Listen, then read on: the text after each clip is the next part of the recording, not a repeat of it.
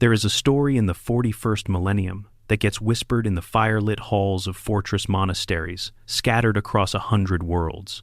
It moves through the Salamanders chapter, the way embers drift through smoke, quiet and persistent and always glowing, even when the surrounding darkness is at its absolute thickest.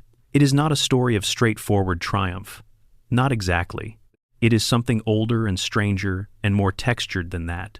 It is a story about what it costs to be the most human of all the demigods. What it costs to survive when survival itself becomes an act of endurance, so total, so all-consuming, that the line between surviving and simply existing begins to blur beyond recognition. The story belongs to Vulkan, Primarch of the Salamanders, Lord of Drakes, the Hammer of Salvation, the Black Dragon, the figure who sits at the very heart of one of the most emotionally resonant, mythologically rich narratives in all of Warhammer 40,000. He is the one Primarch who wept for his sons when others would have simply counted the dead and moved on. He is the one who knelt before his own legion in gratitude for their sacrifice, when every tradition of Primarchs was to receive kneeling, not offer it. He is the one who came back from things that should have unmade him, and did so not once, not twice, but over and over and over again, through mechanisms of regeneration that the universe itself does not fully understand. And then, at some point after all of that, he vanished. He scattered 9 objects across the galaxy and walked off into the darkness, leaving behind a promise tied to a condition and a chapter of warriors who have spent the better part of 10,000 years holding that promise close and working toward that condition with the patient, focused determination of people who genuinely believe in what they are waiting for. What follows is the full account of that story: who Vulkan was before anyone knew what he was, what the fires of Nocturne made him, what the betrayal at Istvan V took from him, and what it revealed about what could not be taken, what the hands of Conrad Kurz did to him, and why it still was not enough, how he found his way back to Terra when Terra was under siege and the entire human project seemed to be collapsing, what he built in the throne room and what it cost him, and where he is now, in an era so dark that even the Emperor's light struggles to push through it. This is not a short story. It cannot be, because Vulkan is not a short story. He is, if anything, the longest story the Salamanders know, and according to the prophecy they have been living with for millennia, it is still not finished. Part 1. The Primarch. Unlike any other, to understand why Vulkan's return to Terra matters, why the account of that journey deserves to be treated as one of the great narratives in 40K lore, rather than a sidebar to the larger story of the Horus heresy. You first have to understand what Vulkan actually is, not just his chapter affiliation, or his title, or the particular weapons he prefers in battle, but what he fundamentally represents within the structure of this universe, and why, of all 20 Primarchs, he is the one whose story generates the kind of sustained, deeply personal devotion that keeps people returning to his lore across decades of expanding canon. The 20 Primarchs were created by the Emperor of Mankind as instruments. That is the honest truth of it, stripped of the ceremony and the cathedral lighting of how these figures tend to be presented. They were weapons of the Great Crusade, superhuman military commanders of extraordinary capability, designed from the Emperor's own genetic blueprint to lead his armies across the stars and bend a hostile galaxy into the shape of a functioning civilization. Each one reflected and amplified different aspects of the Master of Mankind, different facets of a personality and capability set so vast that no single physical form could have contained all of it. Strategic genius, martial fury, iron will, technical mastery, administrative brilliance. The Primarchs were the Emperor distributed, given independent form, and pointed outward. Most of them fulfilled that function in ways you might expect from the description. Some were conquerors who relished the specific feeling of an enemy line breaking under sustained pressure. Some were administrators who followed the combat edge and immediately began converting conquered territories into functioning imperial infrastructure. Some were scholars who preserved the knowledge of civilizations their legions were simultaneously destroying. Some were tyrants who terrified even their own officers into a particular kind of rigid, brittle obedience that looked like discipline until it was tested by something unexpected. Vulkan was none of those things, or rather, he was capable of being all of them in some capacity. But he was also something else, something that seemed almost structurally impossible given what he was built to be. He was genuinely, unmistakably kind. Not the tactical kindness of a general who understands that soldiers fight harder when they feel valued.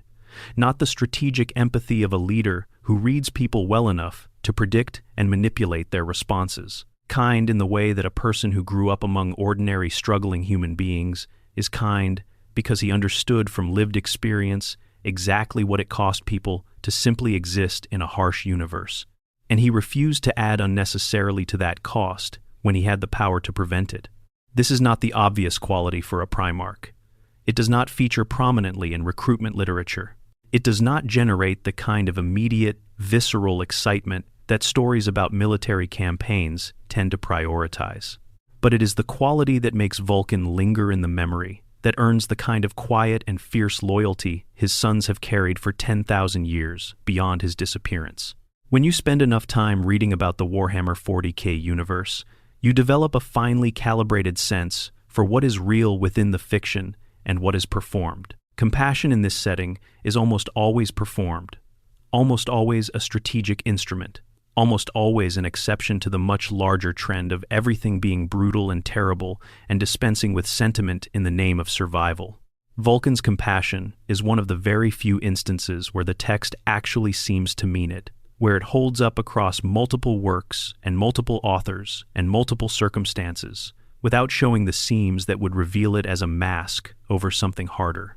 He was also, by any objective measurement, one of the most physically imposing beings in a universe, full of physically imposing beings. Even among Primarchs, who are themselves each extraordinary Vulkan, stood apart. He was broader, more massively constructed, carrying a presence that made even other superhuman generals take account of the space he occupied when he entered it.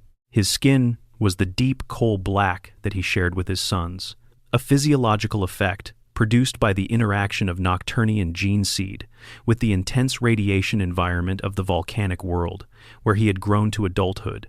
His eyes were the red of forge coals when the bellows are working hard and the metal is reaching the temperature where it begins to glow in earnest, genuinely luminous in darkness, an unsettling and beautiful quality that made his attention feel like a physical thing.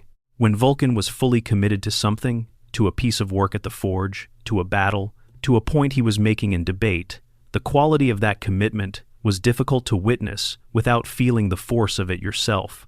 He did not do things halfway. He could not. Whatever aspect of the Emperor's nature had been distributed into Vulkan's particular form was the aspect of absolute dedication to purpose, of doing the thing you are doing with every resource available and no division of attention.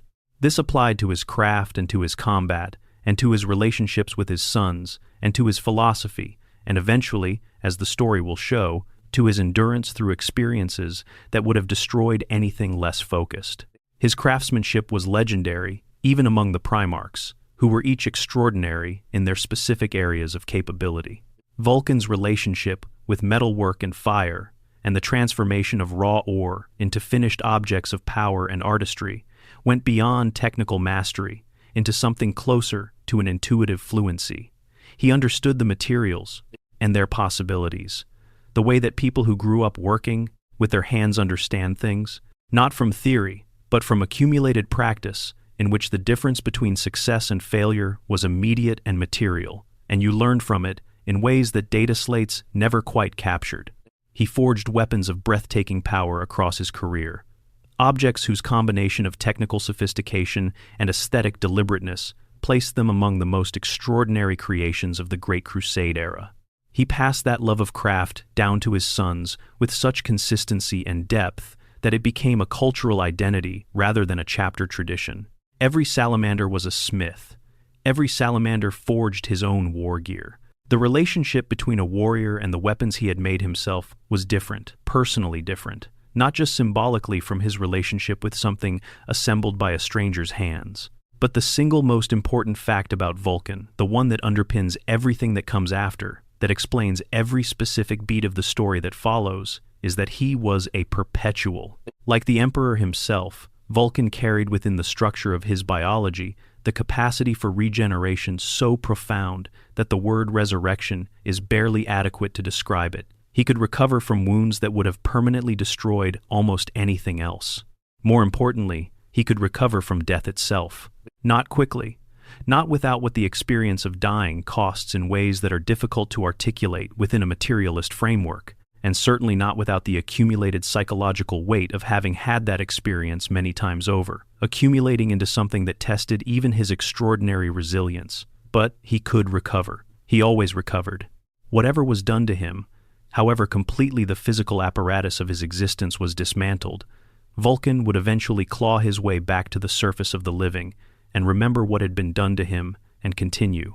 This ability, as the story demonstrates across multiple catastrophic occasions, would be tested far beyond what anyone, including, possibly, the Emperor who had designed it into him, could have fully anticipated. The testing began on a world that would not have seemed, at first glance, like the kind of place where gods came from. A world of fire and ash and grinding tectonic violence and small communities of extraordinary human beings who had learned to survive everything the planet threw at them through the simple expedient of refusing to die. A world called Nocturne, Part 2, Born of Nocturne. When the Chaos Gods scattered the Primarchs across the galaxy, reaching into the Emperor's secret laboratories beneath the Himalayan mountains on Terra, tearing the gestation pods out of their careful development environment and flinging them through the void in directions and to destinations that the Emperor's careful plans had not accounted for. They were doing it to undermine a project whose success they understood would be catastrophic for their interests. What they produced instead, in each case, was a being shaped not just by the Emperor's genetic blueprint, but by the specific world on which the pod came down. The environments that received the Primarchs were not selected randomly. The Chaos Gods, or whatever mechanism of the warp performed this scattering, placed each child in conditions that would shape the expression of the Emperor's genetic legacy in particular directions. In some cases, this meant privilege and political sophistication. In others, it meant absolute, grinding hardship that carved away everything soft and left only what was iron. Vulkan's pod fell on Nocturne. To call Nocturne a harsh world would be to apply a term whose reference population is too wide to be useful.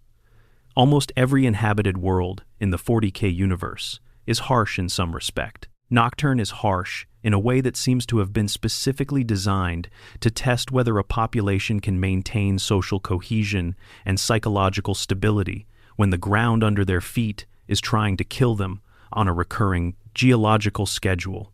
The planet's tectonic activity does not operate on any cycle that would permit agriculture in the conventional sense, or permanent settlement in the conventional sense, or really much of anything in the conventional sense. The volcanic eruptions are not exceptional events that interrupt an otherwise stable baseline. They are the baseline. The periods between eruptions are the exceptions, and they are not long enough or predictable enough to build any kind of civilization on, without accepting that what you build will be destroyed, and you will need to be the kind of people who rebuild it. The indigenous fauna evolved in this environment with the adaptive enthusiasm of life forms that have had millions of years to work out how to thrive in places that would kill most things. The fire drakes, the great saurian creatures that eventually lent their name to the legion that Vulkan would lead, were apex predators who had developed a physiology adapted to the planet's most violent conditions. Creatures of such size and ferocity that hunting them was an act that tested the limits of even Nocturne's toughest people. The human population that had managed to establish and sustain itself on this world had done so through qualities that the planet had spent generations selecting for communal cooperation, absolute commitment to each other's survival, a cultural relationship with resilience that went beyond any simple moral prescription and into something closer to a foundational operating principle. When Vulkan's pod made impact striking the surface with the kind of force that would have been catastrophic for anything less robustly engineered than a gestation chamber designed to carry something of incalculable value across the void, he was taken in by a blacksmith named N. Bell. There is something in this detail that feels almost mythological in its precision. The future Lord of Drakes, the greatest craftsman among Primarchs, found by a craftsman, raised in a forge, learning the nature of metal and fire from the hands of someone who had spent his life at those same tools. Whether this was coincidence or design, whether the Emperor somehow ensured that the right hands would find his scattered son, the lore does not specify, and perhaps the question is less important than the outcome. Vulkan grew with a speed that would have been alarming to anyone with the context to understand what they were seeing, and was instead simply remarkable to the people of Nibel's settlement, who had no context for Primarchs, and experienced this coal-skinned giant among children as an extraordinary gift to their community, rather than an inexplicable occurrence. Within 3 years of his arrival, he was larger than every adult in the settlement. Within a decade, he had mastered everything. Nibel could teach him about metalwork and had begun developing techniques that went beyond his adopted father's knowledge in ways that the experienced craftsmen of the community stopped to study with. The careful attention they gave to things they recognized as transcending their own understanding. The Dark Eldar were the first adversary Vulkan encountered in an organized capacity. They came to Nocturne in the pattern that defines their relationship with lesser defended worlds, as slavers, as predators, as beings who measured the populations of other civilizations, not as people, but as product to be harvested and processed, according to the specific, elaborate appetites that Drukhari culture had refined over millennia. The people of Nocturne had been living with this predation for longer than anyone could reliably remember. Their strategy had been concealment and submission not because they were cowardly, which they demonstrably were not, but because the alternative, direct confrontation with a technologically superior raiding force without the weapons or training to meet them on equal terms, was simply a way of dying faster and leaving the survivors worse off than before. Vulkan changed that calculation. Not through some single dramatic gesture, not through a battle that definitively solved the problem once and for all, but through the slower and ultimately more significant process of demonstrating that resistance was possible and that the people of Nocturne were capable of it. He fought the raiders when they came to his settlement. He inspired the people around him to fight. He provided both the physical capacity for effective resistance and, crucially, the psychological permission to try, which required a fundamental reorientation of how the communities understood themselves and their situation. This kind of change does not happen overnight. It spreads outward from its origin through example and communication, and the slow accumulation of successful resistance that begins to look, over time, like an achievable way of being, rather than a suicidal aberration. The hunts that Vulkan conducted through Nocturne's interior, tracking and killing the great fire drakes that moved through the volcanic terrain, with the confidence of creatures that had no natural predators worth accounting, for became the other axis around which his legendary status grew. These were not easy hunts. The fire drakes of Nocturne were genuinely dangerous in ways that made the usual calculation of predator versus determined hunter complicated, because the drakes had evolved specifically for an environment that also complicated the movement and planning of the hunters. Hunting them required the combination of physical capability, craft knowledge, and the ability to read the volcanic terrain that Vulkan had been accumulating through his entire upbringing, and he brought all of it to bear with the focused totality that characterized everything he did. The contest that revealed who Vulkan truly was arrived during a celebration at his home settlement. A stranger came unusual, not in the fact of his arrival, but in his bearing, in the specific quality of attention he brought to everything and everyone around him, in the way he moved through the gathering with the ease of someone for whom this environment, whatever it was, presented no complexity. He challenged the settlement to tests of skill. Over 8 days, the competition narrowed to 2. The stranger against Vulkan, in every domain that Nocturne valued: strength, endurance, intellect, and artistry, at the forge. The final test was fire drake hunting. Each competitor was given 24 hours to forge a weapon of their choice and then use that weapon to hunt down and kill the largest fire drake they could find. Vulkan went into the mountains with what he had made and found his prey an enormous specimen by any measure, and killed it with the combined focus of someone who had been preparing, without knowing it, for exactly this test for his entire life. The mountain betrayed him on the way back. Nocturne's geological instability does not pause for hunting contests, and the volcano he was descending chose this moment to demonstrate that fact with an eruption that threw him from the ridge. He ended up hanging by one hand from a cliff edge in the darkness after the detonation, his other hand still gripping the tail of the slain drake. The drop below him was long enough to be academic. He held there for hours. He could feel his strength ebbing, could track the precise mathematical relationship between his remaining capacity and the weight of the creature he refused to release, and the increasing likelihood that something was going to have to give. The stranger arrived on the cliff above him with his own drake. It was visibly larger than Vulkan's, the winning specimen by any reasonable measure of the competition. The stranger could have done nothing. He had, by the most literal accounting, already won. Instead, he dropped his own kill into the chasm and used both freed hands to haul Vulkan back to the ridge. Vulkan knelt immediately. Not in defeat, the defeat was irrelevant. What had just been demonstrated was something more significant than the outcome of a hunting contest. Any person who would sacrifice their own victory to preserve another life was worth following. The stranger, who then removed all pretense and revealed himself as the Emperor of mankind, confirmed that he had been looking for exactly this, a being who placed life above pride, who understood the correct ordering of what mattered. Vulkan agreed, without hesitation, because the principle that had caused him to kneel was one he had arrived at independently, through his own experience of what it meant to protect people who needed protecting. The legion that had been waiting for him, the Dragon Warriors, an existing formation that now had its genetic father to lead them, took a new name from the creatures of his homeworld. They became the Salamanders, and the Primarch, who knelt before them on Nocturne, not to receive their allegiance, but to acknowledge their sacrifices, became the figure around whom one of the most distinctive and genuinely humane chapters in the history of the space. Marines would be built. Part 3. The Great Crusade.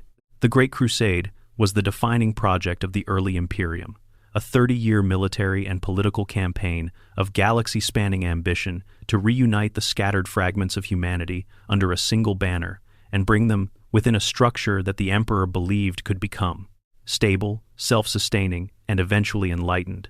30,000 legionaries marching under each Primarch, millions of soldiers from the Imperial Army in support. The full recovered technological capacity of humanity's surviving pockets of advancement pointed outward at a galaxy that had spent 10,000 years of the Age of Darkness filling the void with things hostile to human life.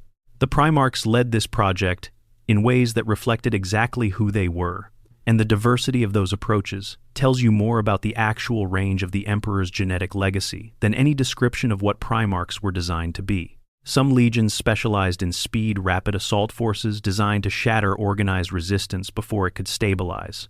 Some were siege specialists, patient destroyers of fortified positions.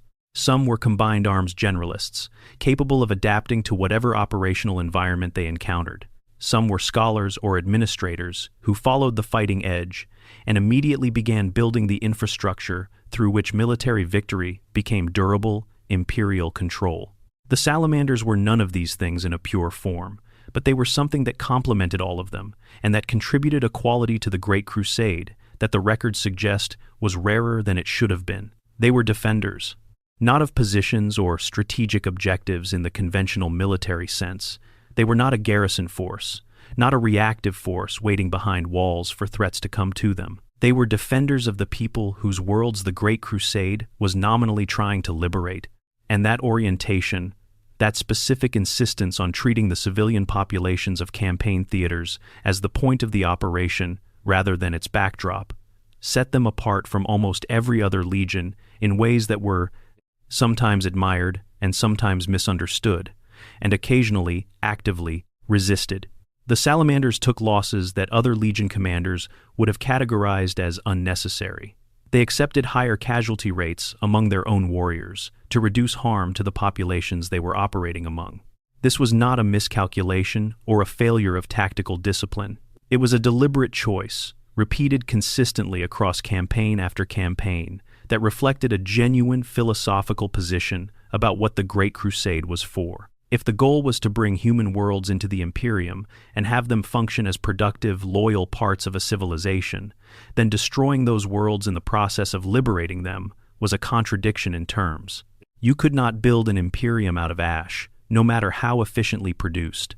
Vulkan articulated this position explicitly, repeatedly, and with the particular force of someone who had grown up in a community that survived by taking care of its members rather than sacrificing them to efficiency. His conflict with Ferrus Manus of the Iron Hands over the conduct of the campaign at a world called 1544, where Vulkan consistently chose approaches that minimized civilian casualties, even when faster, more aggressive options were available, is one of the most revealing documents of how the Primarchs actually engaged with the ethical dimensions of the Great Crusade. Ferrus found Vulkan's insistence on this point strategically inefficient. Vulkan found Ferrus's willingness to accept civilian casualties as an acceptable variable troubling in ways that went beyond the tactical question. This disagreement was not a simple one and did not resolve neatly, because both positions had real arguments behind them.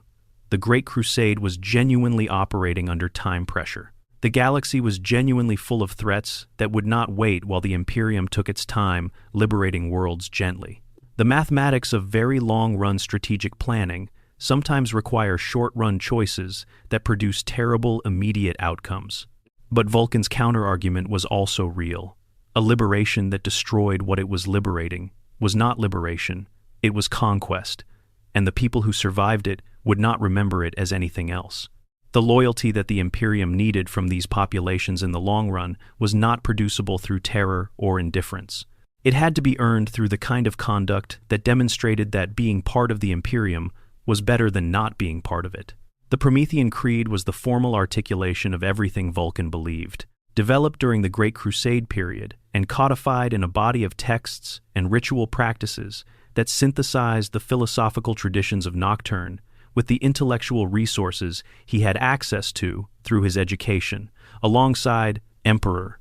Its central image was the circle of fire, the understanding that destruction and creation were not opposites, but phases of a single continuous cycle, that the ash of what was burned contained the material for what was built, that death and rebirth were points on a wheel rather than a terminal sequence.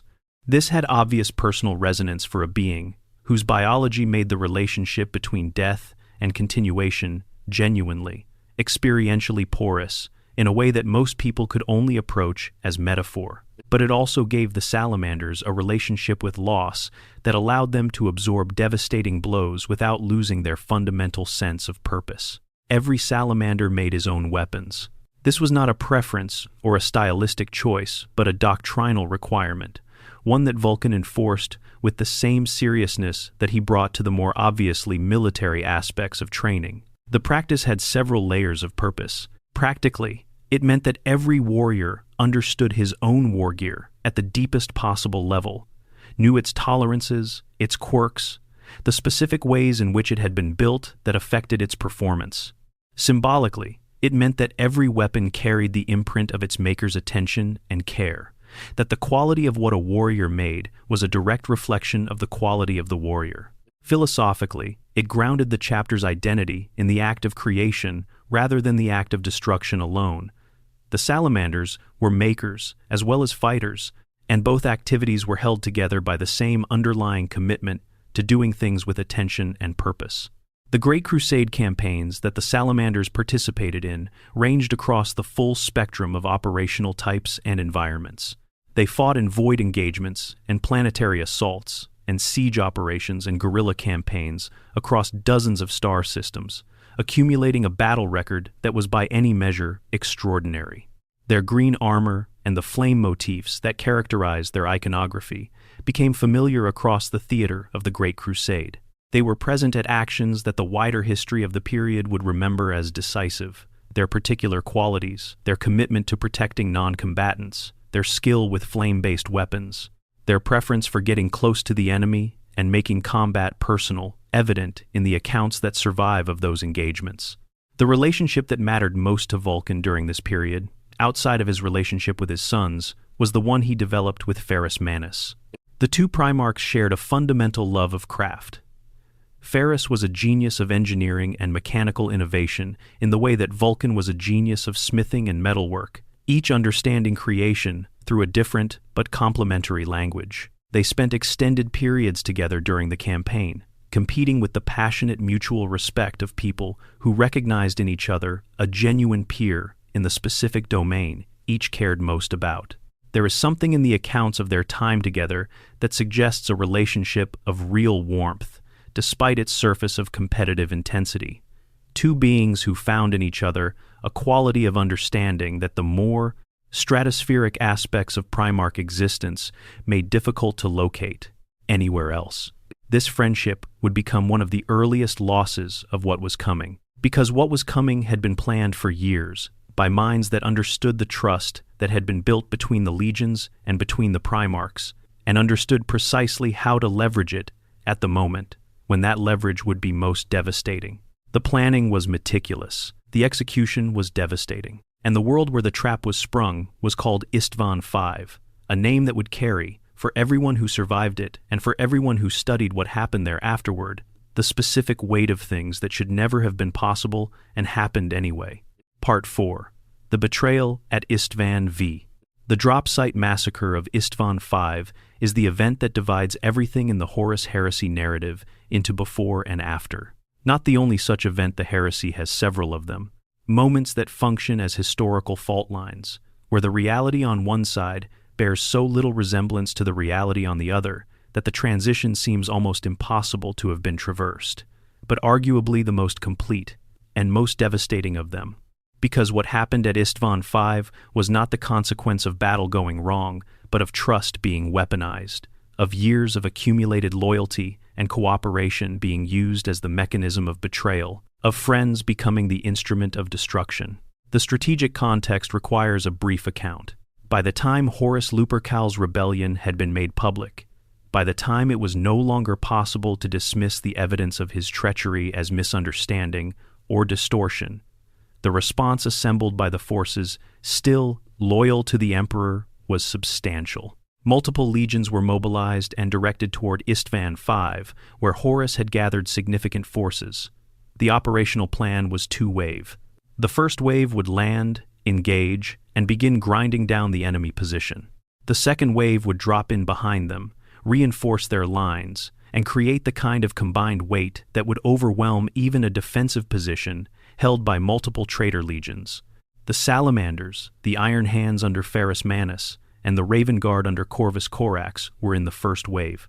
They landed on the black volcanic shores of Istvan V, believing that the forces descending behind them would do what such forces are supposed to do. They fought forward into the traitor position with the absolute commitment that the Great Crusade had trained into them, the certainty that they were in the right, fighting in a cause worth dying for, with reinforcements coming behind them. The four legions of the second wave, the Iron Warriors, the Night Lords, the Alpha Legion, the Word Bearers, had secretly already joined Horus's rebellion. They were not reinforcements. They were the inside of a trap that had been designed and built over months of hidden preparation, positioned to close the moment the first wave was maximally committed, maximally extended, and maximally trusting of the forces behind them. The Iron Warriors opened with artillery. It was not the random fire of a force suddenly reorienting against new targets. It was coordinated, precise, devastating, the result of planning that had identified in advance exactly where the first wave legions would cluster and exactly how to maximize the damage from the initial strike. The word simultaneous does not quite capture the coordination of what happened, because it was not just multiple weapons firing at once, but multiple elements of a comprehensive tactical plan, executing at once the artillery, the flanking movements, the pressure from Horus's forces in front suddenly becoming more aggressive now that the relief they had been holding against was revealed as something else entirely. The Salamanders were hit with particular brutality. They had been one of the more numerous legions entering the campaign, their strength in the region of 80 to 90,000 legionaries. What survived the massacre was counted in hundreds. Some records give the surviving strength as approximately 700 warriors. Others suggest the number was even lower. The chaos of the engagement and the subsequent dispersal of survivors make precise figures impossible to confirm. But the scale of the loss is not in doubt. Entire companies were obliterated in the course of hours. Officers who had decades of accumulated experience, who were irreplaceable in the specific ways that people who combine exceptional skill with deep institutional knowledge are always irreplaceable, died on that black sand in numbers that were catastrophic, even by the standards of a war that had already demonstrated its capacity for catastrophic loss. Vulkan was exactly where a Primarch was supposed to be, in the center of the fighting, the anchor of his legion, the physical embodiment of his chapter's commitment to the engagement. He killed traitor Marines by the dozen in the immediate period after the betrayal became apparent, his weapons carving through the tide of enemies with the focused devastation that only a Primarch at full capacity can produce. He rallied his sons. He held sections of the line that would otherwise have broken immediately. He provided the kind of psychological presence, the simple fact of his being there, visible, fighting, refusing to be moved, that kept warriors fighting, who might otherwise have found the arithmetic of the situation too overwhelming to resist. The arithmetic was, in the end, overwhelming. There is only so much that individual capability, even Primarch-level capability, can do against the momentum of a prepared trap closing. The Iron Warriors chose Vulkan's position for a tactical nuclear strike. They did not do this without understanding what they were aiming at. The detonation consumed the warriors around Vulkan and left the Primarch somewhere in the devastated aftermath, his body destroyed, by any reasonable assessment, to a degree that should have been final. But he was a perpetual, and perpetuals regenerate. The problem was that Conrad Kurz arrived at the position before that regeneration was complete. The Night Haunter, Primarch of the Night Lords, recognized in the debris field of the nuclear strike something that was not a conventional corpse, something that was in the process of becoming alive again. He took it. He carried Vulkan's still regenerating form aboard his flagship, the Nightfall, and brought him to a secure location, and the ordeal that began in that location is one of the most distinctive and disturbing narratives in the entire Horus Heresy series. Part 5. Hell Without End. The months that followed Vulkan's capture represent a specific category of horror that is distinct from battlefield violence in the way that all sustained, personal, deliberate suffering is distinct from the impersonal catastrophe of combat. What Conrad Kurz did to Vulkan during this period was not simply the practical cruelty of an enemy who wanted information or compliance. It was something more structured and more philosophically ambitious than that, an experiment in the limits of endurance conducted by a being of genuine intelligence who had spent centuries refining his understanding of suffering, its effects. Kurz's thesis, which he pursued with the patient dedication of someone who has invested deeply in being correct, was that cruelty was the honest face of the universe, that the mercy and compassion and protective instinct that Vulkan embodied were not virtues but delusions, comfortable fictions constructed over an abyss of brutality that would inevitably reveal itself when pressed hard enough. If you pushed far enough, inflicted enough, took enough away, you would reach the truth beneath the performance, and the truth was always the same, that survival was the only actual value, that everything else was negotiated around it, and that the negotiations were always conducted under threat of violence. Vulkan was the ideal test case for this thesis, precisely because his kindness was not performed. It was not a carefully maintained social presentation that concealed different private values. It was, as best the accumulated evidence of his conduct could establish, actually who he was, which meant that if Kurz could break it, if he could reach through the philosophical and emotional architecture of Vulkan's identity and demonstrate that the foundation was as illusory as he believed it to be, the victory would be more than military. It would be proof of the thesis itself. He killed Vulkan many times, by fire, by stabbing through the chest and tearing at the structures of the body's vital functions, by beheading, by evisceration, by exposure to the void of space, by crushing, by methods that the novels describe without full enumeration, because the full enumeration would serve neither narrative nor psychological purpose. And each time, after the appropriate interval, Vulkan regenerated, came back, reconstructed from whatever was left of his physical form, the functional being he had been before, scarred perhaps in ways that accumulate differently for perpetuals than for ordinary people, but functional, present, himself. The psychological warfare ran alongside the physical as a constant companion. Between the deaths and the recoveries, Kurz would talk. He was, by all accounts, genuinely eloquent a being who had spent his entire existence wrestling with dark and difficult questions about the nature of justice, the legitimacy of terror, the relationship between fear and order, and who had arrived at positions that he held with genuine conviction, even if those convictions had long since overridden any conventional ethical constraint. He made his arguments to Vulkan not as a torturer justifying his cruelty, but as a philosopher making a case he believed. He pointed to what was happening in the room as evidence. He invited Vulkan to acknowledge the truth he was being shown. The remarkable and, in some ways, most important aspect of this entire period is that Vulkan held, not without cost. The lore does not pretend that what Kurz did left no mark. His sanity fractured in ways that manifested later. In the period of his resurrection, when he woke in a condition that his own account describes as a fugue state, with memories that were not fully accessible to him, with an understanding of his own history that required reconstruction from external information rather than clear internal recall. The experience of dying and returning from death many times over, with full memory of each cycle, is not without cumulative effect on a consciousness that is, whatever else it might be, also a person. The weight of that accumulates. The weight showed. But the core of who Vulkan was, the specific philosophical and emotional orientation that Kurz's entire enterprise was directed at reaching and dismantling, did not break. Vulkan did not become what Kurz was trying to turn him into. He did not embrace the nihilism. He did not accept the thesis that cruelty was the honest face of reality, and everything else was a coping mechanism. He refused, repeatedly, and across a sustained period of ordeal that would have destroyed most things, to conclude that his experience of what was being done to him was evidence for the general proposition about the universe that Kurz was advancing. Because the experience of being tortured proves that the torturer inflicts suffering.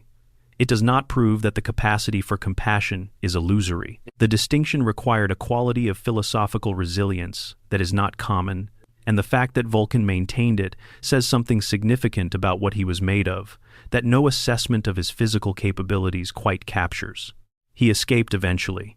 The precise mechanism involved a teleportation event, one of his own artifacts, providing the capacity, the specific details less important in the long accounting than the fact of arrival. He came down out of the sky over Macragge, the Ultramarines' home world, falling through the atmosphere in a ball of superheated gas, barely alive, even by the generous standards that a Perpetual's biology maintained. He was found by the Ultramarines. He was placed in a stasis casket that Robert Guillemot constructed personally, and that detail, the fact that the Ultramarines Primarch built the container himself rather than commissioning it from the Legion's artificers, is the kind of small specific that reveals something about the relationship between these two figures, that the grand scale of the heresy narrative sometimes obscures. The remaining Salamander's warriors who had made it to Macragge kept their vigil over their Primarch with a devotion that, even accounting for the fierce loyalty that Space Marines bore their Primarchs as a general characteristic, was distinctive in its quality.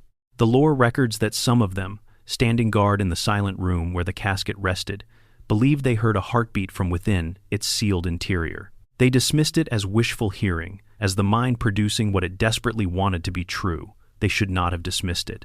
When the casket was returned to Nocturne, specifically to Mount Deathfire, the great volcanic peak that served as the spiritual center of Nocturne's culture and the physical site of the Promethean Creed's most important rituals, what happened next belonged as much to the language of myth as to the peak language of military history.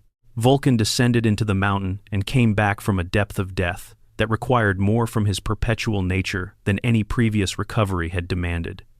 He woke disoriented, amnesiac in patches, uncertain of his own history, in the specific way that very severe and sustained trauma can make a person uncertain of themselves, not because the memories are destroyed, but because the cognitive architecture that organized them has been temporarily disassembled by experiences. It was not built to process. He found himself speaking to a figure he experienced as an old man, one who called himself Deathfire personified, who told him things about where he was and where he needed to go, and what he carried and why. He found himself holding objects he had no conscious memory of creating, despite the unmistakable evidence of his own craftsmanship in their construction.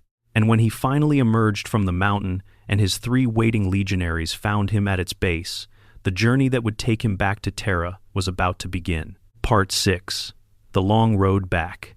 The account of Vulkan's journey from Nocturne to Terra reads with the structure of a very specific kind of story, the kind where the hero is not simply traveling to a destination, but being tested along each segment of the route, where the obstacles encountered are not random, but calibrated, where the journey itself is the preparation for whatever awaits at the end of it. Whether this reflects the actual design of what Vulkan was traveling through, whether the Emperor's hand, or Eldrad Ulthran's, or some combination of both, was shaping the path rather than simply allowing it to exist, the narrative structure is consistent with it, and the lore does not fully discount the possibility. When Vulkan awoke at the base of Mount Deathfire, 3 of his legionaries had been waiting for him: Atok Abadimi, Barak Zytos, and Egan Gargo. He told them to return in 3 days and to tell no one what they had witnessed. When they came back, he named them his Draxward, his Dragon Guard, the small and specifically trusted escort that would accompany him on the most dangerous journey their Primarch had ever undertaken. He had 2 objects with him that the Old Man of Deathfire had shown him: a thunder hammer called Urdrakul, and a compass-like device of remarkable workmanship that would come to be known as the Talisman of 7 Hammers. He had no conscious memory of making either, but they were his work. He recognized his own craft, the way a craftsman always does, in the specific decisions visible in how a thing has been made, decisions that carry the individual signature of particular hands and a particular mind. The talisman opened a webway portal deep beneath the surface of Nocturne. The webway, the vast dimensional transit network built by the Aeldari across millennia to connect points in real space through stable pathways through the Imperium, was not, during the period of the Horus Heresy, in the condition that the Aeldari maintained when they were managing it properly. The heresy had intersected with the webway in ways that had left significant portions of it damaged, unstable, unsealed, and, in some of its darker corridors, occupied by entities that had taken advantage of the deteriorating maintenance to establish themselves in spaces that the Aeldari had originally kept clear. Navigating it without Aeldari guidance and Aeldari-calibrated technology was not something that Vulkan and 3 human-scale warriors could do with any confidence of predictability. What they found in the tunnels was consistent with what anyone navigating degraded webway infrastructure in the middle of the Horus Heresy could reasonably expect to find: dangers that tested every capacity available to the group. Among the entities they encountered was a great unclean one, a demonic entity of sufficient power and physical presence to represent a genuinely existential threat, even to a Primarch and his companions. Vulkan killed it, and not in the conventional way of dispersing its current physical manifestation back to the warp. He used the talisman in a way that achieved something the lore describes as a true death, a permanent unmanning rather than a temporary dispossession. This suggests something about the nature of the talisman, about the depth of its capabilities, that becomes more significant when its full purpose is eventually revealed. The route through the webway eventually brought them to a satellite realm adjacent to Camorra, the Dark City, the labyrinthine interdimensional stronghold of the Drukhari. For Vulkan, who had begun his independent existence as a person by choosing to fight the Dark Eldar raids on Nocturne rather than simply endure them, who had spent the formative years of his leadership on that world demonstrating that the people there did not have to accept being prey. This was not simply a geographic transit point. It was an encounter with the specific category of enemy that his entire identity had been shaped in opposition to. They are the most pure expression of the values that everything Vulkan believed stood against a civilization that had refined the consumption of other people's suffering into an art form, that had built every institution and cultural practice around the generation and extraction of pain. Assistance came from a direction that the narrative had been quietly preparing since Vulkan first woke on Nocturne's slopes. The old man who had called himself Deathfire, who had guided Vulkan toward the talisman and the Thunderhammer and the necessity of the journey, was not Deathfire personified. He was Eldrad Ulthran, one of the most capable and far-sighted Farseers the Eldari had produced in the current era, a being whose temporal perception and strategic reach made him one of the few non-imperial entities actually capable of seeing the shape of what the Horus Heresy was going to cost in multi-millennial terms. Eldrad had his own reasons for wanting the siege to end in a way that did not give Chaos the throne world. The Eldari's interests in this particular conflict were not imperial interests, but they overlapped with imperial interests in the specific question of whether Chaos should be allowed to take Terra. His intervention on Vulkan's behalf was an act of enlightened self-interest that happened, in its effects, to be indistinguishable from altruism. The portal that finally delivered Vulkan and his Drox ward to the surface of Terra deposited them not inside the palace, but at its threshold. They emerged to find a fortress world in the late stages of catastrophic preparation, a civilization that understood it was about to absorb the largest military assault it had ever faced, and was doing everything possible to still be standing when it was over.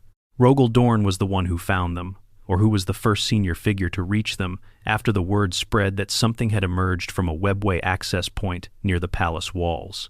The reunion between Dorn and Vulkan is described in the lore with an emotional register that both men's cultures would have made them reluctant to dramatize, but that the context made unmistakably real. Two Primarchs who had both survived things that should have destroyed them, finding each other alive in a moment when everything they had been made to protect was about to be tested in the most absolute possible way. The Custodes brought Vulkan to the Emperor without ceremony or delay.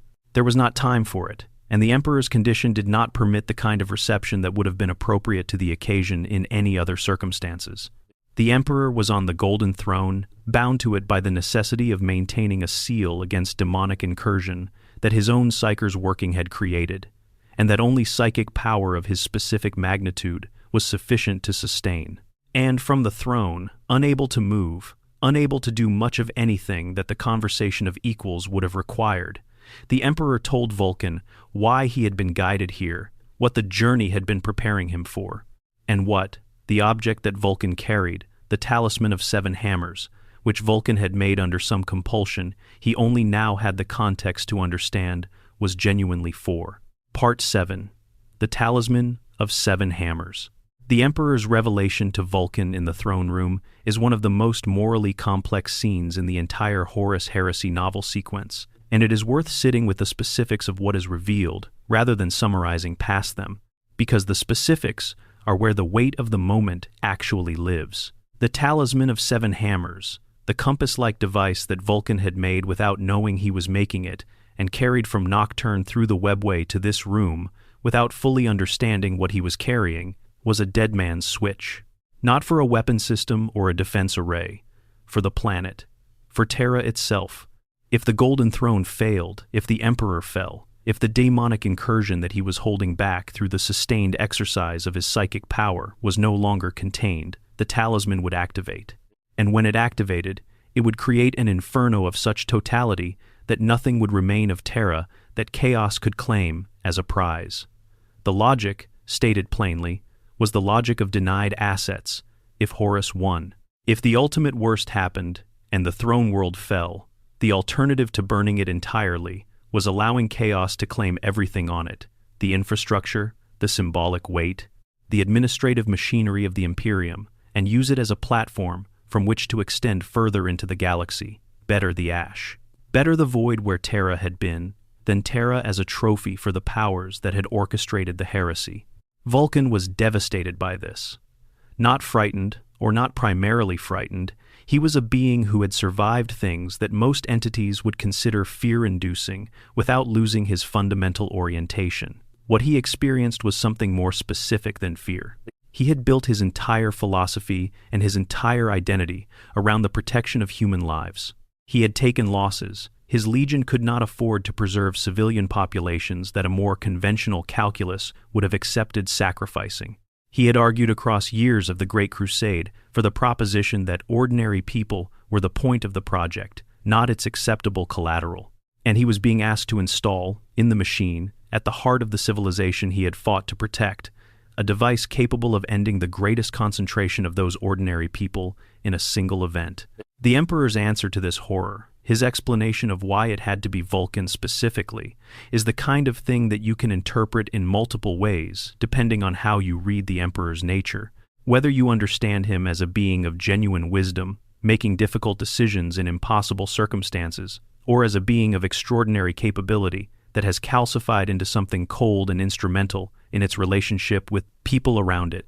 The Emperor said that the talisman could only be activated by Vulkan, that no other being could trigger it, and that this was deliberate, that of all the beings the Emperor could have designated as the keeper of this device, the The one most reliably unlikely to use it, except as an absolute final resort, was the one whose resistance to the destruction of human life was most genuine, most deep, most fundamental to his actual identity. Vulkan's horror at what he was being asked to build was not a regrettable side effect of the plan. It was a design feature.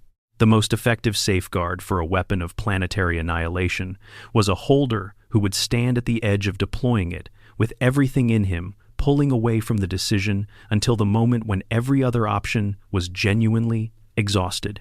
He built it. He installed it in the Golden Throne with the same meticulous attention to craft that he brought to everything he made, understanding with each precise adjustment and each careful calibration that he was creating the mechanism for the potential deaths of everyone he had fought to protect, and doing it anyway, because the alternative was refusing a task that the Emperor, bound to the throne, unable to act himself, unable to go and fight the war he had spent his entire existence preparing humanity for, had designated him for. He installed it, and then he took up his position at the Eternity Gate, the great barrier between the inner sanctum of the Imperial Palace and the world outside, and he prepared for what was coming. What was coming was the siege of Terra, and between the moment of installation and the moment that the siege finally broke, Vulkan would come closer than anyone who was not directly on the vengeful spirit could have come to the exact event that the talisman had been built to respond to. The Eternity Gate was the last line. If it fell, if the traitor forces breached it and reached the throne room, the location and condition of the Emperor would be exposed to forces that would not simply kill him, but would consume his power and his psychic presence in ways that would cascade outward through the warp and through every person who had any connection to the Emperor's light. Holding the gate was not a symbolic duty. It was the duty on which everything else, every other defense, every other sacrifice, finally depended. Vulkan held it. With his weapons and his fire and the accumulated force of everything his perpetual nature had survived to bring to this single position, he held the Eternity Gate through the worst hours of the siege. He fought Magnus the Red when the Thousand Suns Primarch led an assault directly against the Emperor himself, a push through the Imperial dungeon backed by demonic power and warp-fueled sorcery. The engagement between a being of iron and fire and the focused reality of things made by hands, against a creature of raw psychic force whose physical form was sustained by the god who had claimed his soul, was enormous in scope and decisive in outcome. Vulkan destroyed Magnus's physical manifestation, drove the Crimson King back to the warp, and returned to his position at the gate. The closest the talisman came to being used was during the final hours of the siege, when the outer walls had fallen and the traitor forces were literally pounding on the door of the throne room. The sounds of that assault could be heard clearly inside the inner sanctum. The Emperor was gone, had boarded the vengeful spirit in the last desperate gambit of the war, leaving the Golden Throne in Malkador's failing hands, leaving Vulkan with the talisman and the terrible responsibility of deciding when the moment had arrived. Malkador was dying. Vulkan could hear what sounded like the final stages of a collapse. His hand moved toward the activation point. A broadcast reached him. A woman's voice, carrying a message that had been placed in her hands for exactly this purpose, reaching across the battle to the one being who had been given the one task that required stopping. The Emperor was still alive. Victory was not yet lost. Vulkan lowered his hand and held the gate and waited, and the Emperor did what he had gone to the vengeful spirit to do. Part 8. The Siege of Terra. The Siege of Terra was the moment everything had been building toward the event that the entire 10 years of the Horus heresy had been preparing. The assault that Horus had structured every preceding battle to enable. The confrontation that the Emperor had been building toward in his own way since the day he recognized that some of his creations had gone beyond his ability to call them back. When Horus's fleet emerged from the warp to take position above Terra, the size and composition of what arrived was enough to make clear that the War Master had not come to threaten or negotiate or demonstrate force. He had come to end it. The Imperial Palace was the most heavily defended structure in human history. Rogel Dorn, whose gifts for fortification and defensive architecture were without parallel even among the Primarchs, had spent the years before the siege arrival systematically reinforcing every layer of the palace's defenses with the particular ruthless efficiency of someone who understood exactly what was coming and was determined to make it cost. as much as physically possible. The outer walls were massively reinforced. The approaches were covered. The interior was partitioned into defensive zones, whose architecture was specifically designed to make each meter of progress through them as expensive as possible for the attacker. It was not enough.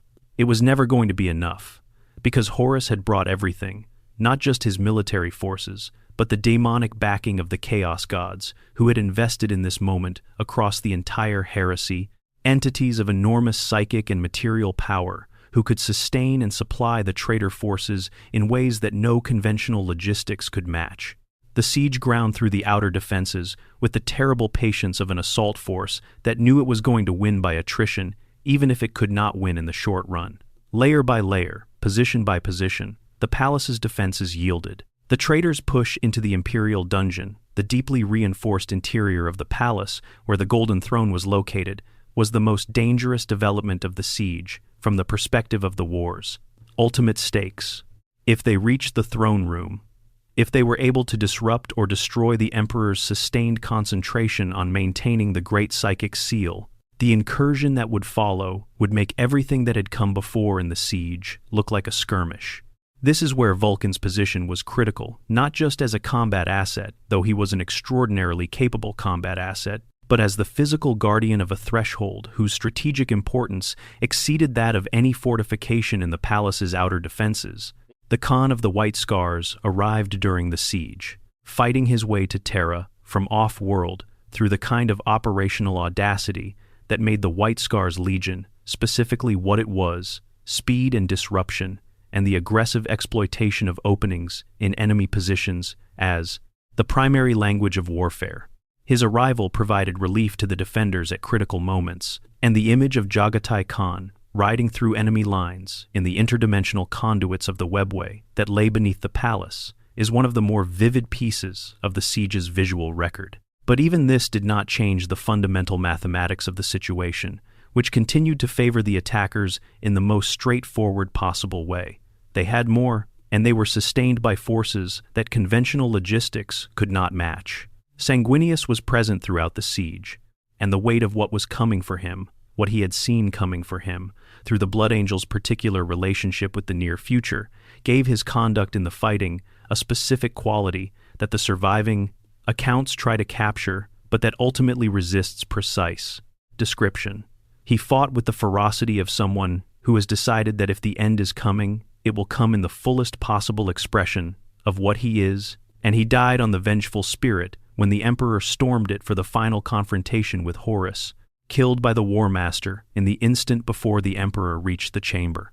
The grief that his death produced in the Emperor's final psychic explosion against Horus, the grief and the love and the fury of losing a son who had always known he would be lost is, in the theological imagination of the 40K universe, one of the resonances that still echoes through the warp from that moment. Vulkan held the Eternity Gate through all of it. He fought the beings that came against the inner sanctum with the cold totality of someone who understood exactly what the stakes were and had no interest in anything other than keeping the door intact until the decision was made. Elsewhere, he won his engagement against Magnus the Red, drove the psychically sustained form of the Crimson King back through the wards and protections of the inner sanctum, destroyed the physical manifestation that Magnus was using as his point of presence in material reality, and temporarily shut down the assault on the Emperor from that direction. It was a titanic engagement by any measure, and Vulkan's ability to meet and defeat it while simultaneously maintaining his commitment to the gate demonstrates something about the depth of his capability that his reputation for compassion sometimes overshadows. When it was over, when the Emperor's assault on the vengeful spirit had concluded in the way it concluded, when Rogel Dorn and Constantine Valdor brought the broken body of the Master of Mankind back to the throne room and placed him on the Golden Throne that now had a very different purpose than the one he had originally built it for, Vulkan did what the aftermath required him to do. He led the counterattack, not as a strategic operation, not in the language of campaign planning and measured objectives, but with the specific and uncomplicated fury of a person who had been holding himself in check for the entirety of the siege and was, for the first time, able to stop.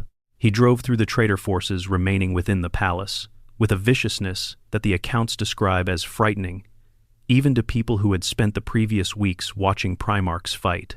The world that emerged from the other side of the siege was not the world that had gone in.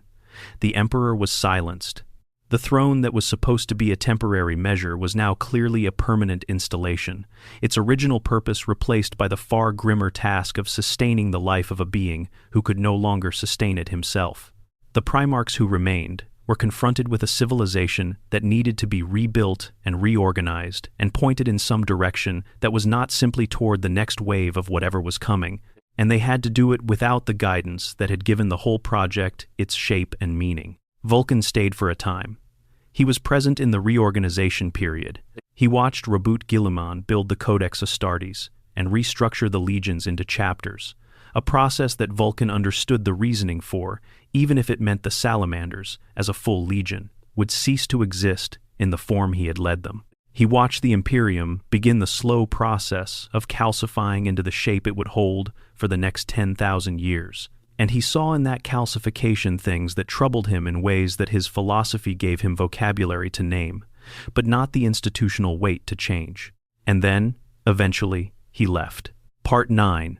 After the Heresy, the Long Disappearance. The period between the end of the Siege of Terra and Vulkan's eventual departure from the Imperium covers a span of time that the lore handles with less precision than either end of it, which is itself appropriate, because the Imperium in this period was not a place where precise record-keeping was the dominant institutional priority. It was a place that was trying to figure out how to function without the figure at its center, dealing with the immediate aftermath of a civil war that had consumed millions of lives and shattered structures that had taken decades to build, and simultaneously processing the specific theological shock of having the Emperor, who had insisted on no religion, who had built the entire Great Crusade on the explicit rejection of superstition and divine veneration, now sitting in a golden machine that kept his body alive, while the nascent cult that was gathering around him began to describe that situation as an act of divine sacrifice and deliberate transcendence. Some sources suggest that Vulkan remained with his chapter and served as its active leader for as many as 3 millennia before departing. Others are vaguer about the timeline. What is consistent across the accounts is that at some point during this post-heresy era, approximately 1,000 years after the siege, though the precision of imperial dating in this period has its own complications, Vulkan did something that was entirely characteristic of who he was and entirely without precedent in terms of what any Primarch had done before. He made things.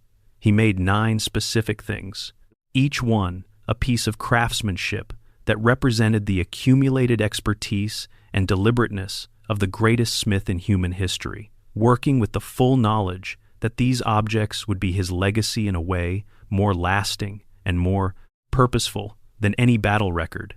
He made them carefully. He made them with the full depth of his craft and his philosophy, and his understanding of what his sons were going to need to demonstrate that they were ready for what the Tome of Fire said was coming. And then he scattered them across the galaxy, placed them in locations that were not arbitrary, but were specifically chosen in ways that the Tome of Fire encoded for those capable of reading its text, as sites that the salamanders would have to work to reach, and would demonstrate through the reaching that they had become what their Primarch needed them to be. Then he left. He told his chapter what the condition was for his return. He did not explain where he was going, or what he would be doing in the interval, or how he would know when the condition had been met. He left the chapter in the care of its officers and the philosophical framework of the Promethean Creed and the Tome of Fire, and he departed, and that was the last anyone in the Salamanders chapter saw of him for approximately 1,500 years. The 9 artifacts that Vulkan scattered are the axis around which the Salamanders chapter's institutional life has turned since the day of the scattering. The role of the Forge Father, the chapter officer who renounces his own name and takes the Primarch's name as his title, who carries whatever artifacts have been recovered as he searches for the rest, was created in direct response to this charge. It is one of the most distinctive chapter offices in the entire Space Marine tradition, not because it is merely honorific or symbolic, but because it is an active operational assignment with genuine scope. The Forge Father commands resources, deploys companies, negotiates with other factions, and fights when fighting is necessary, all in the service of finding the 4 remaining artifacts that stand between the current state and the prophecy's fulfillment. 5 have been found. The Chalice of Fire, a forged ship of extraordinary capability, described in the Tome of Fire as the maker of the sublime and enduring, found by the first Forge Father, Vulkan Dirsan, and now serving as one of the chapter's primary manufacturing assets based at Prometheus. The Eye of Vulkan, a laser weapon of such power that it now serves as an orbital defense installation above the Salamander's fortress moon, having been recovered still mounted on the Chalice of Fire. The Spear of Vulkan, a power weapon forged by the Primarch himself, its incandescent blade, capable of burning through ceramite with a heat so focused it does not simply melt the material, but fundamentally transforms it. Khazar's Mantle, the legendary scaled cloak made from the skin of a drake that Vulkan himself hunted and killed, nearly impenetrable, and the reason the current Forgefather can stand in front of weapons that would end anyone not wearing it. The Gauntlet of the Forge, a mailed power fist, that Histan recovered himself from the Aldari Corsair, Lord Iath Bloodweaver, whose story of recovery is told among the Salamanders, with the enthusiastic specificity of people recounting an achievement they are genuinely proud of. 4 remain. Among them, the Unbound Flame, an artifact whose name resonates with Nocturnian mythology in ways that make its possible nature obvious, if not certain, and whose possible location drew Histan to the world, called Zero, after the Great Rift opened. The other 3 unfound artifacts carry their own names and their own Tome of Fire references, and the hunt for them continues with the intensity that the combination of 10,000 years of waiting and the current catastrophic state of the galaxy has produced. Vulkan appeared once more between his departure and the current era, in circumstances that make his reappearance as legible as anything in his story. The War of the Beast, the mid-32 ND Millennium conflict that stands as the most catastrophic greenskin invasion in Imperial history, a unified orc force under a war boss of unprecedented intelligence and physical capability that drove the Imperium to the edge of collapse and required the mobilization of resources the High Lords had not previously believed available. Was the kind of emergency that Vulkan, wherever he had been and whatever he had been doing, apparently could not ignore. He arrived without announcement, having apparently been following the conflict's development in some way that the lore does not fully detail. He fought in the campaign that drove toward Ulanor, the Orc homeworld, where the beast had established a headquarters of extraordinary sophistication and defensive depth. At the climax of the assault on the beast's citadel on Ulanor, Vulkan recognized what the situation required and made the choice that his entire character had been building toward across every account of who he was. The beast was in a position that could not be breached by conventional assault without unacceptable loss of life among the Imperial forces. There was a way to end it that would cost one life, his own. He ordered the Imperial forces to withdraw, all of them. Black Templars, High Marshal Bohemond objected and was overruled. The forces fell back, and Vulkan fought the beast alone inside the citadel, the 10-meter-tall war boss that spoke perfect Imperial Gothic, a detail so unsettling that even the accounts that mention it seem to pause at the implications. Gloating in the manner of something that believed it had already won, Vulkan tackled the beast and drove them both into the Temple Gargan's power generator, weaponizing the enormous energies contained in its machinery in a way that required him to absorb those energies through his own body rather than simply detonating them from a safe distance. He struck the beast with his hammer at the moment of maximum saturation and detonated the generator in a chain reaction that destroyed the citadel and apparently obliterated them both. He was listed as missing in action, not killed. The people who made that determination knew enough of what he was to understand that the label killed had not reliably applied to Vulkan at any previous point in his history, and they could not see any reason to assume it would suddenly start applying now. But he did not return. The Salamanders, who had known he was alive and active through his appearance at the War of the Beast, had now lost him again, this time to an event whose mechanism of potential survival was less obvious than the previous instances.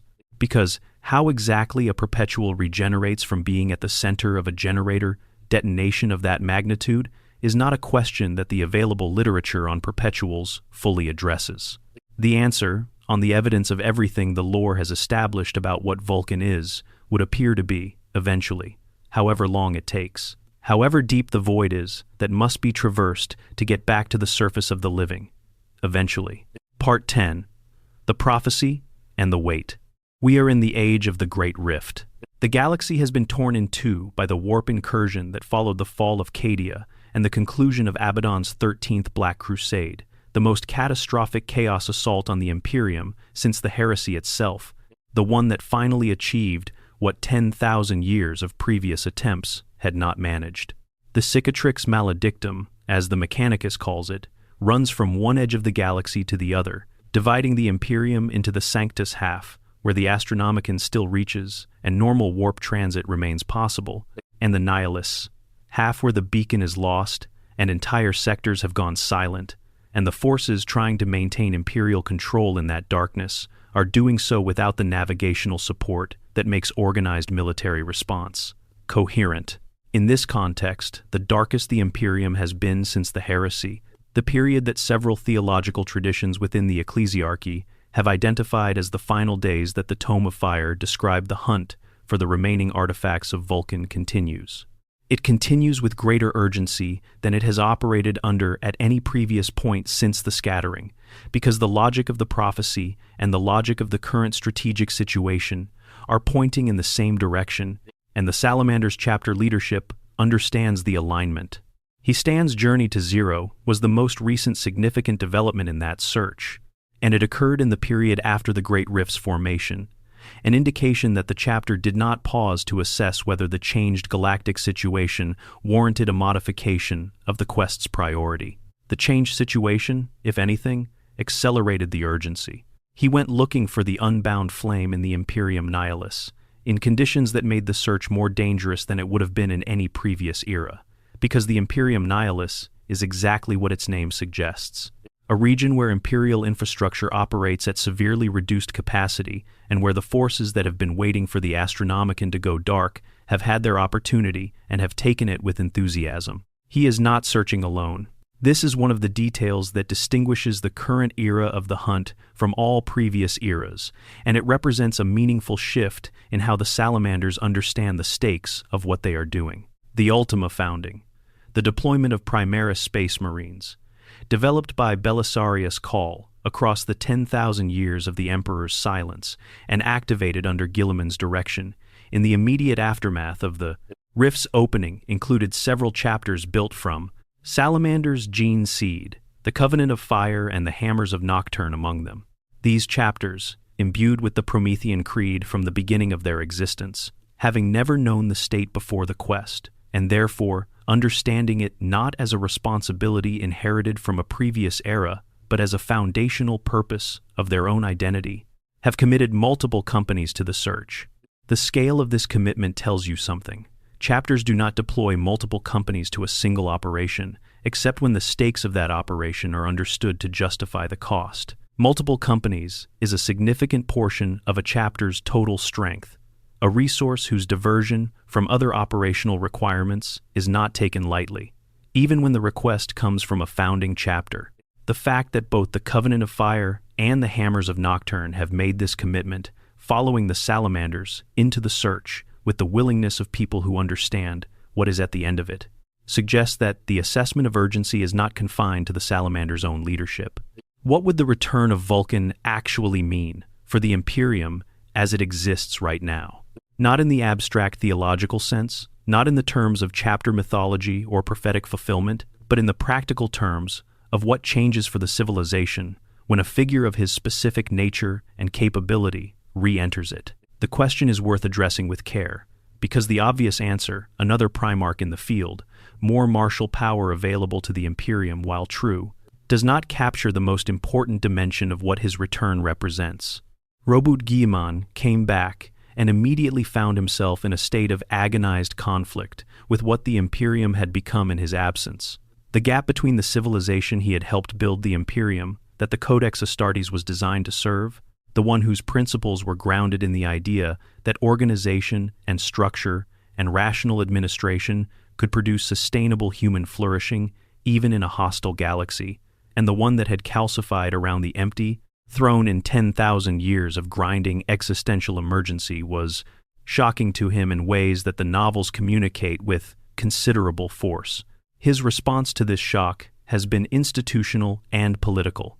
The Indomitus Crusade, the Primaris program, the attempt to reshape the High Lords and redirect imperial policy towards something more functional.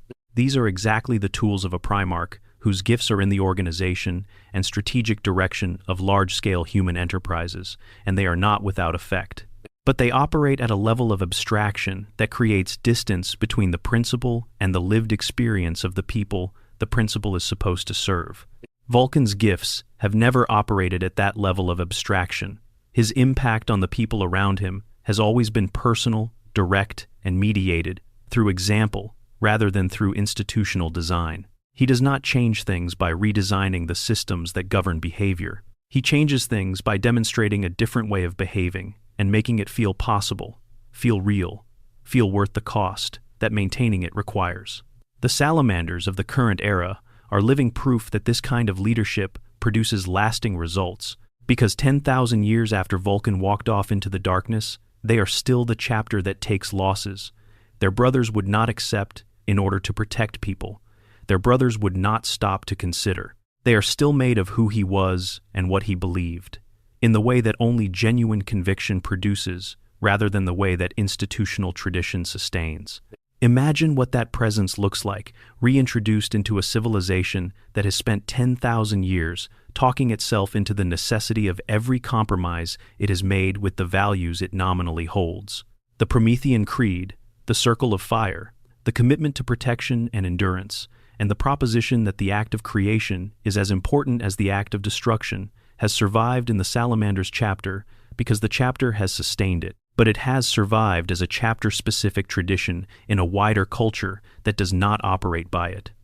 Vulkan's return would not change imperial policy by writing a document. It would change the terms of the argument, the frame within which the choices that produce policy feel inevitable or feel contingent, the sense of whether the compromises that have accumulated are fixed features of a realistic approach to an impossible situation, or are choices that can be revisited by beings with enough conviction and capability to make different ones. There is also the specific matter of what a perpetual Primarch, who has been somewhere for nearly 8,000 years, knows by now that he did not know when he left. Vulkan has not been dormant. The evidence of his appearance at the War of the Beast alone demonstrates that he was aware enough of what was happening in the Imperium to intervene when the situation required it, which means he had some form of access to information about the Imperium's condition across the millennia of his absence. What else he has learned, what the specific nature of his absence has been, whether it involved travels through parts of the galaxy or the warp that gave him access to perspectives and knowledge, unavailable to those who stayed on the conventional stage of Imperial history, is not something the current lore has revealed in detail. The Tome of Fire apparently contains more than has been made public. Its deeper prophecies are accessible only to the chapter's inner circle, and they are parsed not as historical documents, but as operational intelligence texts that become clearer as the events they describe approach, whose full meaning is intended to be legible only to the people in the specific position to act on it. The Forge Father's function includes interpreting those texts in the context of current events, which means that he, Stan, and the chapter leadership have a level of access to what Vulkan intended, by the scattering and the prophecy and the tome's guidance, that the wider Imperium, or anyone researching the story from outside the chapter does not. 4 artifacts remain. The search continues in the darkest period the galaxy has known since the heresy, and the language of the Salamanders, the language they have used about their Primarch since the day he left, the language that has survived 10,000 years without being worn down into ceremonial performance, has not changed. Vulkan lives. It is not a hope, and it is not a prayer, and it is not a ritual formula maintained, because abandoning it would require admitting something too painful to face.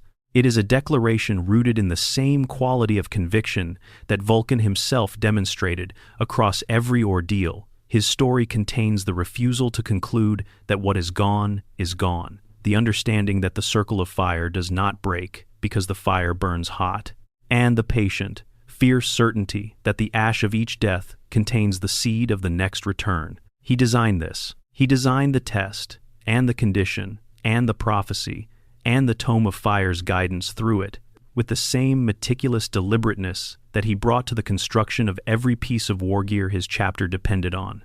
Vulkan has never been the Primarch who made things carelessly. He has never been the one who left loose ends or insufficient thinking through behind him. The artifacts were scattered with intention. The condition was set with intention. The return was promised with intention. And in the current era, the 4 remaining artifacts are being hunted in the Imperium Nihilus and in the depths of the galaxy's darkest corners by the most committed and capable chapter and successor chapters the Salamanders have ever fielded.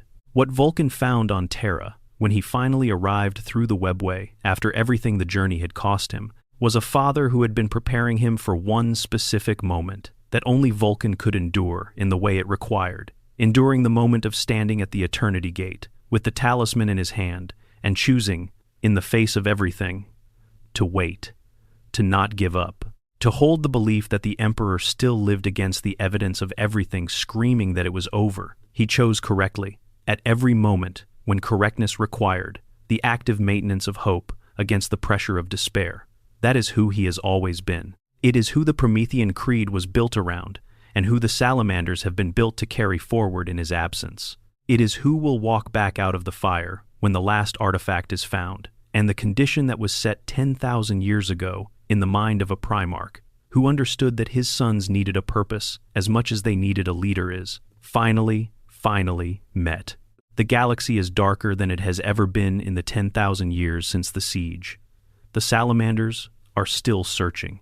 Stan carries 3 artifacts into the void and hunts for the 4th, with the relentless focus of someone who knows he is in the last stages of the longest quest in chapter history. Successor chapters fight alongside him with the conviction of people whose entire existence was shaped by the thing they are working toward.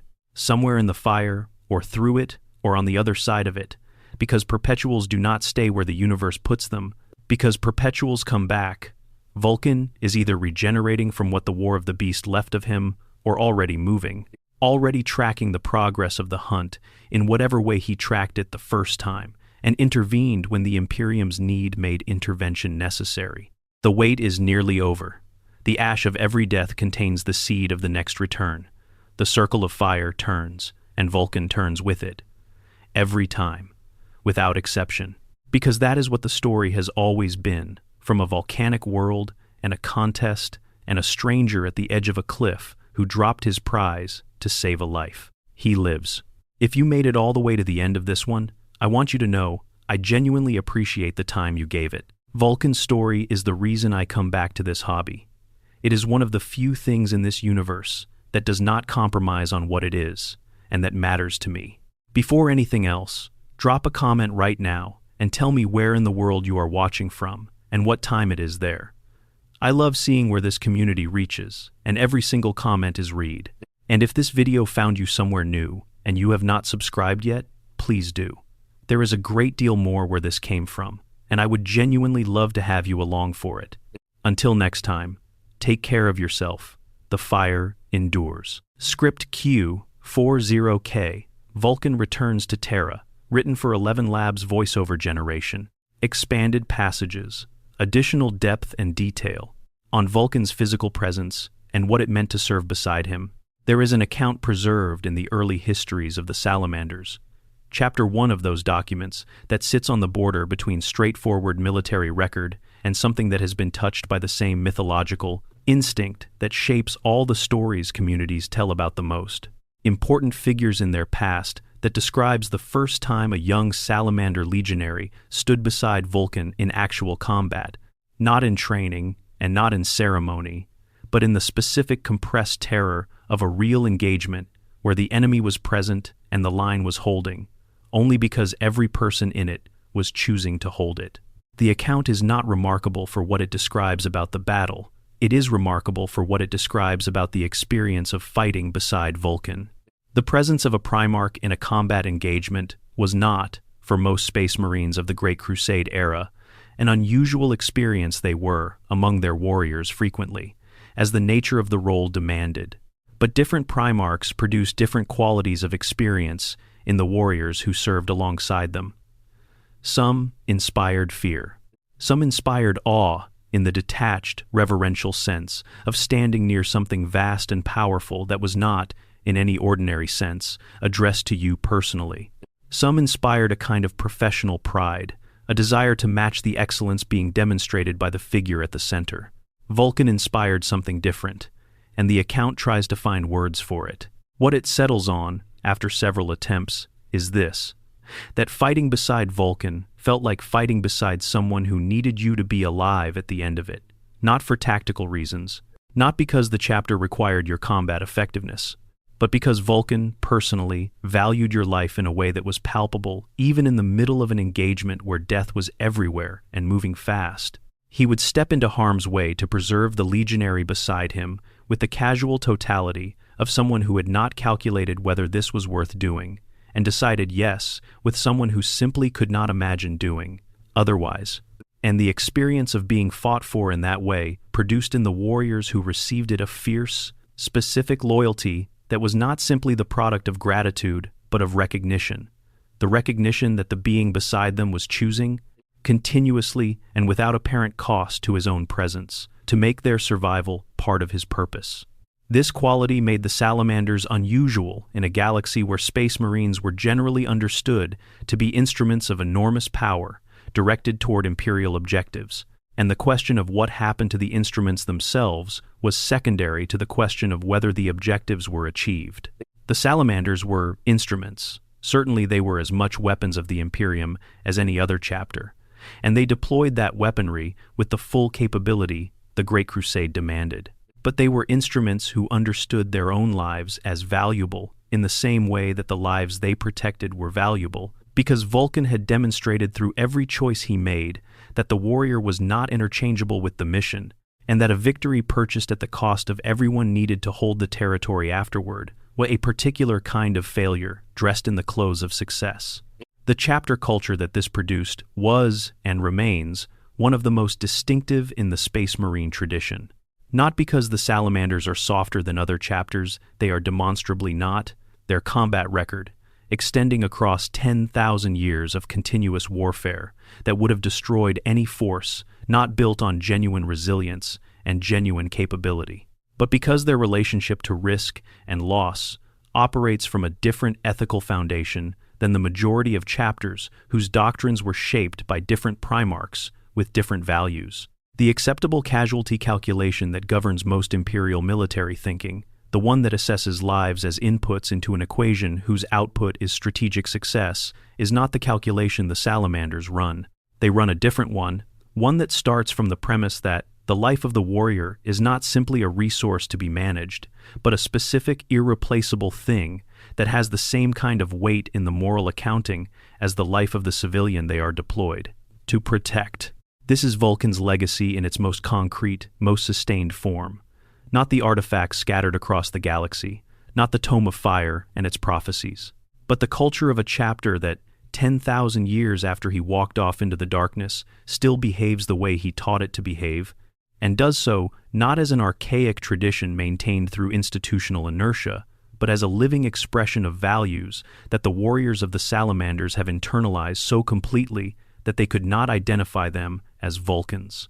Specifically, even if they tried. They are simply what it means to be a salamander. They are simply what it means to be in service of the thing that Vulkan was in service of, which was never the Emperor's approval, or the Imperium's gratitude, or the chapter's reputation in the councils, where reputations were assessed. It was the lives. The actual, specific, breathing lives of the actual, specific, breathing people that the machinery of the Imperium existed to protect. On the relationship between Vulkan and his father. The relationship between Primarchs and the Emperor is one of the enduring theological puzzles of the 40K universe, partly because it is a relationship whose nature, the Emperor himself, was deeply ambivalent about, or at least appeared deeply ambivalent about, to the beings on the receiving end of it, and partly because the evidence we have of it is filtered through accounts that were written by people who had strong investments, in particular, interpretations of what the relationship meant. Vulkan's relationship with the Emperor was, on the evidence available, more trusting and more straightforwardly affectionate than several of his brothers, and this trust was tested in a very specific way at the Golden Throne, When the Emperor revealed the purpose of the talisman, the revelation was not, from Vulkan's perspective, something that felt like betrayal in the simple sense. Vulkan was not a being who experienced trust as a zero-sum resource that ran out when it was tested. But it was a revelation that required him to hold two things simultaneously that were genuinely in tension with each other: the love he bore his father and the horror he felt at what his father had caused him to build. The Emperor did not apologize, he explained. He told Vulkan why it had to be this way, and his explanation was internally coherent, and Vulkan found it persuasive, even as he found it devastating. This is a very specific kind of relationship, one where you can simultaneously understand why someone you love did something that hurt you and disagree with the necessity of it, and continue to love them, and continue to work alongside them, and carry the hurt without allowing it to calcify into resentment, because the hurt is real, but the love is also real, and neither of those things eliminates the other. Vulkan installed the talisman. He took his position at the Eternity Gate. He fought for the throne room, and for the Emperor, and for the civilization that the Emperor had built with the full commitment of everything he was, because those things were worth fighting for, regardless of the specific wound the revelation had opened. This is not the behavior of someone who was simply obedient. It is the behavior of someone who had made a genuine moral decision about where his commitments lay, in a situation where all the options had costs, and who acted on that decision without pretending that the costs were not real. The scene at the end of the siege, when Rogel Dorn and Constantine Valdor brought the Emperor's broken body back from the vengeful spirit and placed him on the throne, is one that Vulkan witnessed. There are not extensive accounts of his reaction in that specific moment. The lore does not give us Vulkan at the side of the Emperor, as the Golden Throne completed its transformation from the Emperor's tool to the Emperor's prison. But what we know of him makes it possible to imagine the quality of what he would have felt. Not the distant, theological grief of someone mourning a symbol, but the immediate, personal grief of someone who had a relationship with the being, now trapped in that chair, who had spoken with him in that throne room, who had built the device that was part of the apparatus sustaining him, and who was now watching the most human of the post-heresy realities make itself undeniable. The Emperor was alive. The Emperor was not present. The distinction that would generate 10,000 years of religious controversy, institutional calcification, and theological warfare within the ecclesiarchy was visible to Vulkan in its initial moment, and what it meant for a being who had spent his entire adult life organized around the protection of specific, irreplaceable people to see the most specific and irreplaceable person in his experience. Reduced to a machine-dependent shell is something the lore leaves to imagination, because words that fit the weight of it are difficult to find. On the 9 artifacts and what they actually are. The 9 artifacts that Vulkan scattered across the galaxy approximately 1,000 years after the siege of Terra are described in enough detail across the various salamanders, codex documents, and Black Library novels to give a reasonably complete picture of what they are and what they represent. And that picture is more interesting than the simple framing of sacred relics to be collected suggests. They are, in the first instance, tests, not in the abstract philosophical sense of a test that measures some quality the testers are interested in assessing, but in the more active sense of challenges that require specific capacities to meet challenges whose difficulty and nature were calibrated to reveal whether the chapter had developed in the directions Vulkan believed were necessary, for it to be ready to face whatever the Tome of Fire described as coming. Finding each artifact required not just locating it. The Tome of Fire provided clues, not coordinates, but surviving and succeeding in the circumstances of the location, which in each case have turned out to be circumstances that tested particular salamander qualities under genuine pressure. They are also, in the second instance, weapons, powerful ones. The spear of Vulkan that He-Stand currently carries has an incandescent blade capable of burning through ceramite armor, with a heat so focused it does not melt the material, but transforms it at the molecular level, a weapon whose effects go beyond what conventional power weapons produce. Kazer's mantle provides protection approaching invulnerability to most conventional weapons. The Gauntlet of the Forge allows the summoning of fire at the wielder's direction, with a precision and intensity that conventional flamer weapons cannot match. These are not simply ceremonial objects. They are functional pieces of equipment that make the Forgefather significantly more capable in combat than he would be without them, and by extension make the chapter's search more survivable than it would otherwise be. They are also, in the third instance, a message from Vulkan to his sons that operates on a frequency that words could not carry with the same clarity. The act of creating 9 extraordinary objects and hiding them across the galaxy, and trusting that the chapter he had built would find them, the act of demonstrating that trust by making the objects worth finding, by encoding genuine guidance in the tome that would help, rather than simply challenge, is itself a statement about the relationship between the Primarch and his sons, that the formal language of military hierarchy does not have room for. He did not simply command them to search. He created something worth searching for, and he gave them the tools to search, and he told them what the finding would mean, and he trusted them to do it. Trust as a form of love. Challenge as a form of respect. The artifacts are both a test and a gift, and the distinction between those two things may be less significant than it appears. The 4 that have not been found carry names that the Tome of Fire references without providing the kind of precise geographic information that would make the search straightforward. The Unbound Flame, the Song of Entropy, the Engine of Woes, and the Dawnstone. Each name carries implications about the nature of the object and about the nature of the challenge involved in finding it. Each represents, in the current state of the search, something that Histan and the successor chapters are working toward, with the full awareness that the final accounting of all 9 is the condition that Vulkan attached to his return, and that the Imperium in the current era is not in a position to be patient about when that condition is met. On the nature of the Promethean Creed and why it has survived. The Promethean Creed is, in the broadest sense, a philosophical and spiritual framework built around fire as a symbol, but fire understood in the specific way that fire is understood on Nocturne, not as simple destruction, but as the total transformation of the substance it consumes. What fire takes, it does not erase, it changes. The carbon and mineral content of what burns become the substrate on which something new grows. The ash is not the end of the story. It is the material of the next chapter.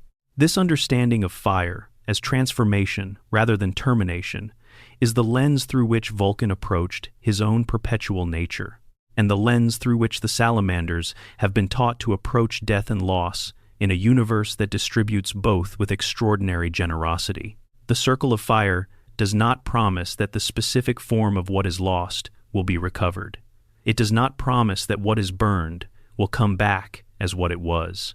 It promises that the material does not disappear, that the ash of the old thing is real, and that what grows from ash is not a consolation prize, but a genuine continuation. This has been a philosophy capable of sustaining a chapter through 10,000 years of continuous loss, because it does not require the chapter to lie to itself about what loss costs. The Promethean Creed does not tell the salamanders that their dead warriors did not really die, or that the pain of loss is an illusion, or that the life before the fire and the life after it are interchangeable. It tells them that the material of what was lost is still present in the world, and that the obligation to do something meaningful with that material, to build from the ash, to forge from what the fire has left, is the point. Not the mourning, not the grief. The building. This is a discipline that requires more from the people who practice it than simple endurance. It requires the active engagement of grief as a raw material rather than an endpoint. The choice to transform loss into purpose with the same deliberateness that a smith transforms ore into steel. It is harder than the alternative, which is to let grief calcify into memorial, and let memorial calcify into tradition, and let tradition eventually become the empty vessel that ceremony occupies when the conviction behind it has drained away. The salamanders have not, in 10,000 years, let the Promethean Creed become empty ceremony. The evidence of their conduct suggests that it has remained a living practice precisely because the chapter has maintained the discipline to keep using it as it was intended, not as comfort, but as direction.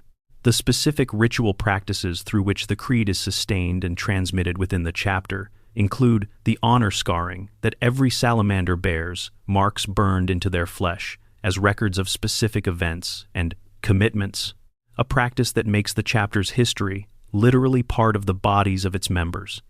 The Canticle of Immolation, read by the chapter's chaplains in major ceremonies. The practice of each warrior forging his own war gear.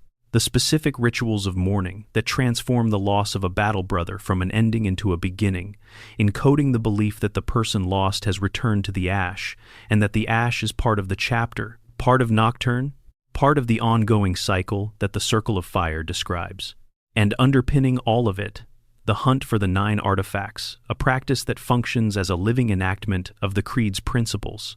Because the hunt requires endurance in the face of uncertainty, trust in a promise whose fulfillment has not yet been witnessed by any living member of the chapter, and the willingness to keep building toward a goal that the universe has been consistently trying to make unreachable. It is the Promethean Creed, expressed as institutional behavior rather than as individual spiritual practice, and it has been sustained through every catastrophe and every darkness and every period, when the idea of a Primarch's return must have seemed more like mythology than operational expectation, by the quality of faith that Vulkan built into the foundation of his chapter's culture when he built everything else. The fire endures, the circle turns, Vulkan lives. 3 statements that are, in the Salamander's understanding of the universe, not 3 separate ideas, but 3 expressions of the same one. On what Terra means to Vulkan and what Vulkan means to Terra. When Vulkan arrived at Terra for the first time since the scattering of his pod had sent him spinning across the void as an infant, what he walked into was not the center of a functioning civilization receiving a prodigal son. It was a fortress on the verge of the most catastrophic assault it had ever faced, manned by people running on the understanding that they were fighting for the survival of everything and that the mathematics of survival were not favorable. The reunion between Vulkan and Rogel Dorn, between Vulkan and the remnant of what the Great Crusade had built and what the heresy had done to it, was not the return of a hero to a celebration. It was the arrival of someone who had survived impossible things at the moment when the survival of impossible things was the only currency with any value. Vulkan had come through the webway, and through Camorra, and through the daemonic corridors, and the testing of everything the journey required of him, and he arrived at Terra carrying an object he had made without knowing what it was for, and a knowledge of what he had survived that no amount of ceremony could have expressed. What he found was a world that needed exactly what he had become, a being whose capacity for hope under the worst possible circumstances was not optimism or denial, but the genuine, tested, experientially verified conviction that survival was possible when the evidence for it was almost entirely unavailable. That specific quality hope, under conditions that have actively tested whether hope is justified, is what Vulkan represents to Terra and to the Imperium in a way that no other Primarch quite does. Guilliman represents competent administration. Dorn represents unyielding fortification. The Khan represents speed and the aggressive exploitation of advantage. The Lion, in whatever form his current presence in the Imperium takes, represents a different kind of ancient authority. These are all valuable, but they are each strengths that the Imperium can cultivate independently, at least in principle, even in the absence of their associated Primarchs. Hope under tested conditions is harder to sustain institutionally. It requires a present demonstration that it is warranted an ongoing evidence base, that the circle does indeed turn, that what looks like ash does indeed contain the seed of something new, that the fire, however hot it burns, is not the end of what it touches. Vulkan's return would be that demonstration, not in the abstract, not as a theological proposition about the nature of the Promethean Creed, but as a concrete and immediately visible fact. The Primarch who was lost is back. The one who walked into the fire came out again. The Circle of Fire is not metaphor. It is the operating principle of the universe, and Vulkan is the proof of it. The Salamanders have been holding that proof available for 10,000 years, carrying it in the expectation of return rather than in the presence of the returned. The final 4 artifacts are the remaining distance between the expectation and the fact. Stan is out there in the darkness of the Imperium Nihilus, searching for the unbound flame, searching for what comes after it, searching for the moment when the 9th is found, and the condition is met, and the promise the Primarch made before he walked off into the darkness is finally, definitively kept. The great wheel of the Salamander's history is still turning. The forge is still burning. And somewhere in the deep places of the galaxy, something that has been regenerating through whatever the War of the Beast left of it, something that has survived a nuclear detonation and a warp journey, and the full catalog of what Conrad Kurz could imagine, and the existential weight of being the only being in existence who could activate a device that would have burned the world he loved, is becoming, once again, the Lord of Drakes. He is coming. The ash of every death he has ever died contains the material for the one who returns from it. The circle of fire does not break, because the fire burns hot. It turns. Vulkan Lives. Further expanded detail on the Great Crusade era and the bonds that were forged. On the friendship between Vulkan and Ferrus Manus. Of all the relationships that Vulkan maintained during the Great Crusade, the one with Ferrus Manus carries the most weight in the accounting of what the heresy cost him personally. The Iron Hands Primarch was, in the simplest terms, the closest thing Vulkan had to a genuine peer in the domain that mattered most to him. Ferrus was an engineer of genius, a being who understood the relationship between mechanical systems and physical reality in the same intuitive, hands-first way that Vulkan understood the relationship between metal and fire. They could talk to each other in a language that did not require translation into the terms of war or strategy or the administration of legions, a language of making, of the specific pleasures and frustrations of creation, of the gap between what you envision and what you can actually produce, and the discipline required to close it. Their competition was legendary within the Great Crusade's inner circles. Accounts survive of the two Primarchs spending entire evenings at competing forges, each attempting to produce something that the other could not match by any technical measure, and neither succeeding in definitively outperforming the other, because they were working in different enough domains that direct comparison was always partially a matter of contested criteria. What these accounts convey, beneath the competitive surface, is the quality of two beings who found in each other's company a specific pleasure that the company of others did not provide the pleasure of being genuinely matched, of not needing to moderate the full expression of your interest and capability, because the person across from you could follow wherever you led.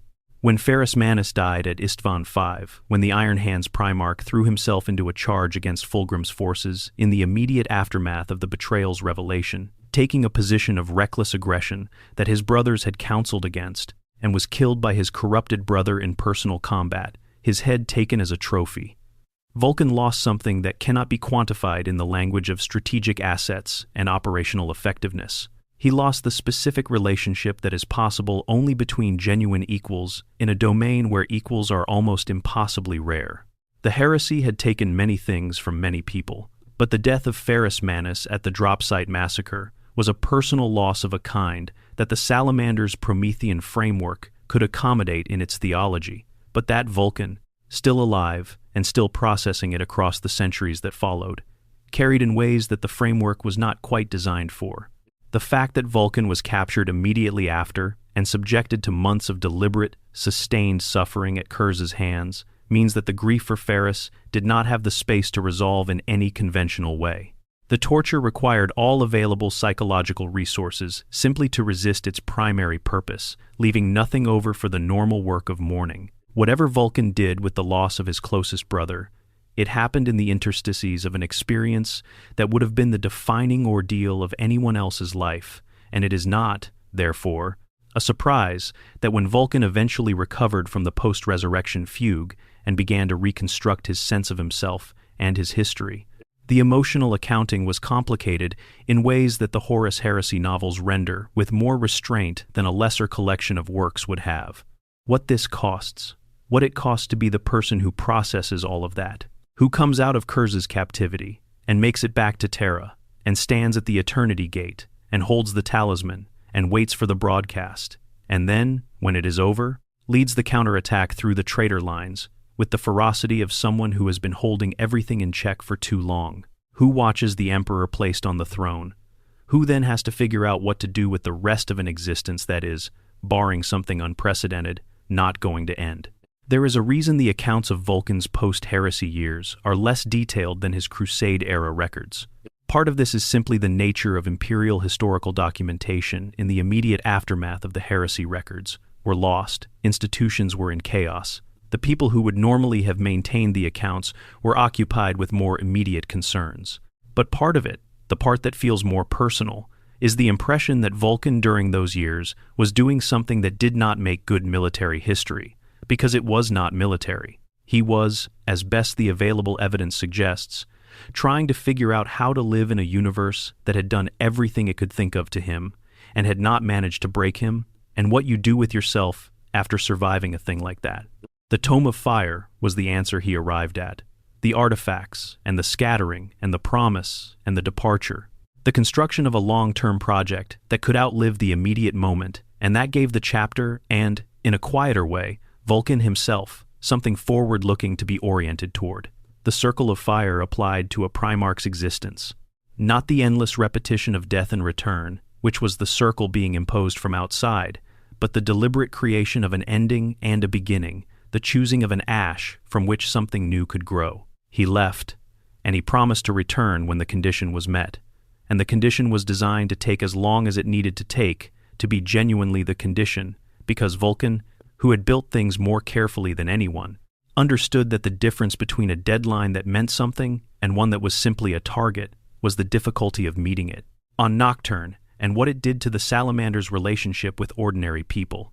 There is a sociological dimension to the Salamander's chapter's unusual orientation toward the protection of civilian populations that gets less attention than the theological dimension, the dimension that notes Vulkan's Promethean Creed and the Promethean Creed's explicit mandate to defend the weak, and stops there, as if doctrine alone could explain a chapter culture that has persisted for 10,000 years in ways that direct commandment has not managed to sustain in other institutions. The sociological dimension starts with recruitment. The Salamanders recruit from Nocturne. Every chapter has a homeworld or a recruiting population that shapes the culture of its initiates and, through them, the culture of the chapter itself. The qualities that survival on Nocturne selects for are not the qualities selected for on most Space Marine recruiting worlds, where many chapters recruit from populations shaped by warfare, by the politics of surviving in contested environments, by the specific social dynamics of cultures organized around conflict or competition, or the hierarchical structures that tend to emerge in conditions of scarcity and danger. The Salamanders recruit from communities shaped by something different, the shared management of geological catastrophe.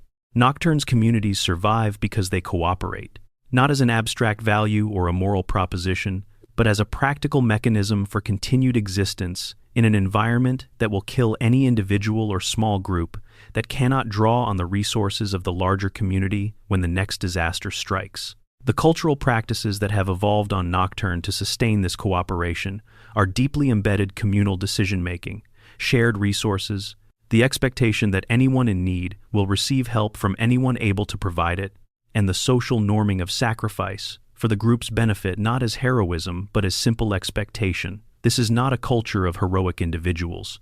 It is a culture of collective survival, and the individuals it produces internalize that collectivism in ways that are visible in how they move through the world long after they have left Nocturne's volcanic surface behind.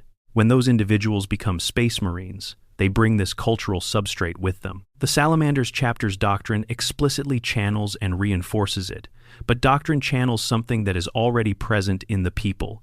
It is shaping the intuition that the group's well-being is the point, that the individual's function is in service to something larger, and that the people you are fighting to protect are not a background consideration, but the central purpose of the enterprise.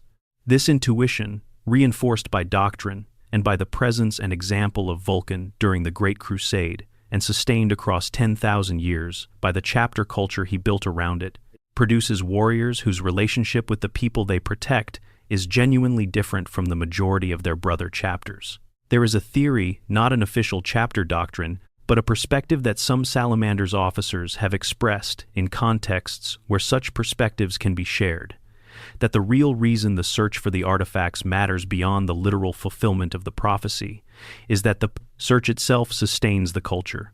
The chapter that has been searching for 10,000 years is not the chapter it would have been without the search.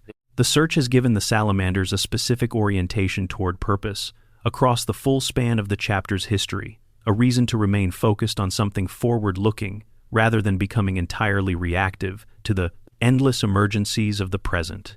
It has produced Forge Fathers of extraordinary capability and dedication who in turn produce the stories and the standards that the chapter has oriented itself around. It has given the chapter's relationship with the Promethean Creed a specific, concrete, operational expression rather than leaving it as purely theological content. When Vulkan returns, the search will end. What replaces it as the chapter's organizing project is something that only Vulkan himself can answer, and whatever it is, it will be shaped by what the chapter has become in his absence, by what the galaxy has become in that same absence, and by whatever Vulkan himself has learned and changed in the time since he left. The chapter that will receive him back will not be the chapter he left behind, any more than Vulkan will be exactly the Primarch who scattered the artifacts. The Circle of Fire does not produce exact repetitions. It produces continuations, each one carrying forward the material of what came before, transformed by the fire into something that is both the same substance and a new form. On the mechanics of the return, how it might actually happen, the specific mechanism through which Vulkan's return would manifest is one of the genuinely interesting open questions in the current 40K lore, because the Tome of Fire's prophecy specifies the condition without specifying the mechanism, and the gap between those two things leaves room for interpretations that range from the elegantly simple to the cosmically elaborate. The simplest interpretation is that Vulkan has been waiting, somewhere, in some form of voluntary withdrawal from the galaxy's affairs, not hibernation exactly, not stasis in the technical sense, but a deliberate distance maintained because the condition for return had not been met, and there was no point returning before it was. In this interpretation, when the ninth artifact is found, Vulkan will simply know, in whatever way, that a being of his nature and connection to the objects he made with his own hands would know, and he will come back. No fanfare, no miraculous appearance.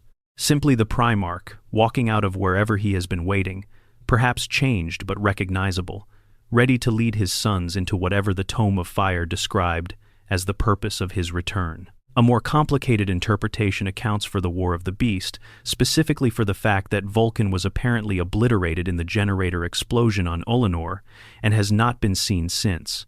In this interpretation, Vulkan's perpetual nature is currently engaged in the slowest and deepest regeneration cycle he has ever had to complete, recovering from an event that the biological mechanism of his immortality could not resolve quickly, working back toward consciousness from a degree of dissolution that required the longest interval of recovery in his recorded history.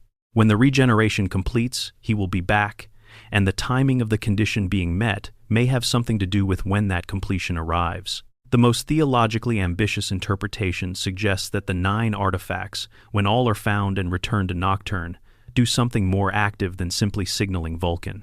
That they collectively constitute a mechanism, something Vulkan designed into them when he created each one, something the Tome of Fire knows about but does not state directly, something that the recovery of all 9 would activate, in a way that would either accelerate whatever regeneration process he is currently engaged in, or provide the specific energy or connection or psychic beacon that allows his returning consciousness to find its way back to a physical form.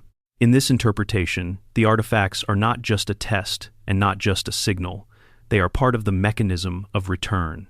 The lore does not currently confirm any of these interpretations definitively, which is exactly the state that good ongoing mythology tends to maintain enough specificity to ground the story in the concrete, enough openness to allow the story to develop in directions that the completed version will make feel inevitable in retrospect. What the salamanders know is the condition. What they believe is the promise.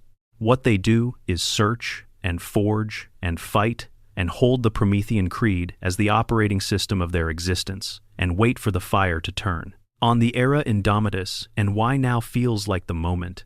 The current era of Warhammer 40K, the age of the Dark Imperium, the time after Cadia, the period that the chronostrife cannot precisely date, but that every functional institution within the Imperium understands as the closest thing to the end of days that the setting has produced since the heresy itself has a quality that makes the question of Vulkan's return feel less like speculation and more like expectation. Robut Guillemon came back. The Lion came back. The return of Primarchs to the active stage of 40K's story is no longer a theoretical possibility that the setting reserves for distant future narrative.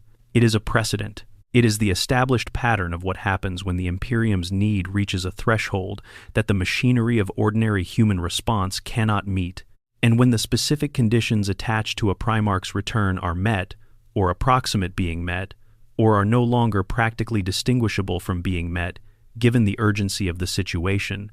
Vulkan's condition is more precisely specified than most, because he specified it himself with the care of someone who understood that vague conditions tend to be interpreted with the kind of latitude that produces early returns, driven by wishful thinking rather than genuine readiness. The 9 artifacts are a specific, countable, trackable condition. 5 are found, 4 remain. The search is active and intensified and supported by more institutional resources than it has ever had.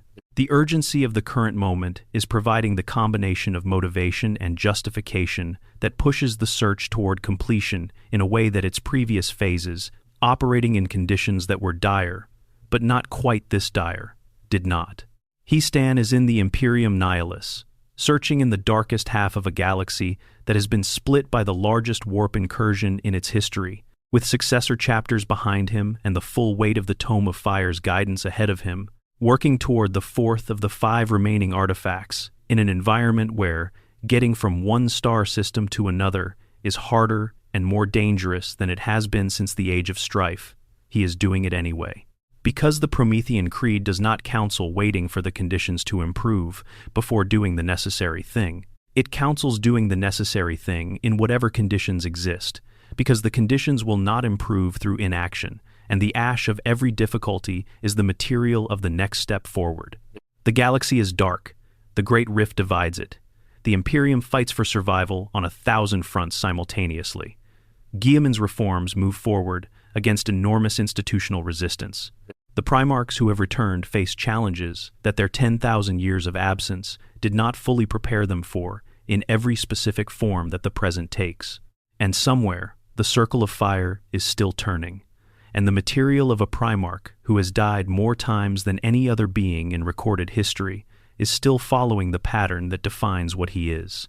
The Salamanders have held the declaration for 10 millennia, and they will hold it until it is vindicated by the fact of the return, or until there are no more Salamanders to hold it, which the chapter's history suggests is not an outcome worth betting on. Vulkan lives. The fire endures. He is coming. And when he arrives, the galaxy, the dark, broken, struggling, still surviving galaxy that his chapter has served across 10,000 years of his absence, will receive him not as a memory returned, but as a living continuation of everything the Circle of Fire says is possible when the turning never stops. The ash holds the seed. The hammer strikes. The forge burns. He lives. On the wider significance of Vulkan's story in the 40K universe, there is a question worth asking directly before we close this account. A question that sits underneath all the mythology and the military history and the theological framework of the Promethean Creed, and that asks why any of this matters in the terms of what you actually get from spending time with Warhammer 40K lore. The setting is famously, deliberately, architecturally, a grimdark one. The machinery of its storytelling is oriented toward the proposition that the future is dark and terrible, and that humanity's survival is not guaranteed, and possibly not even likely in any long-term sense.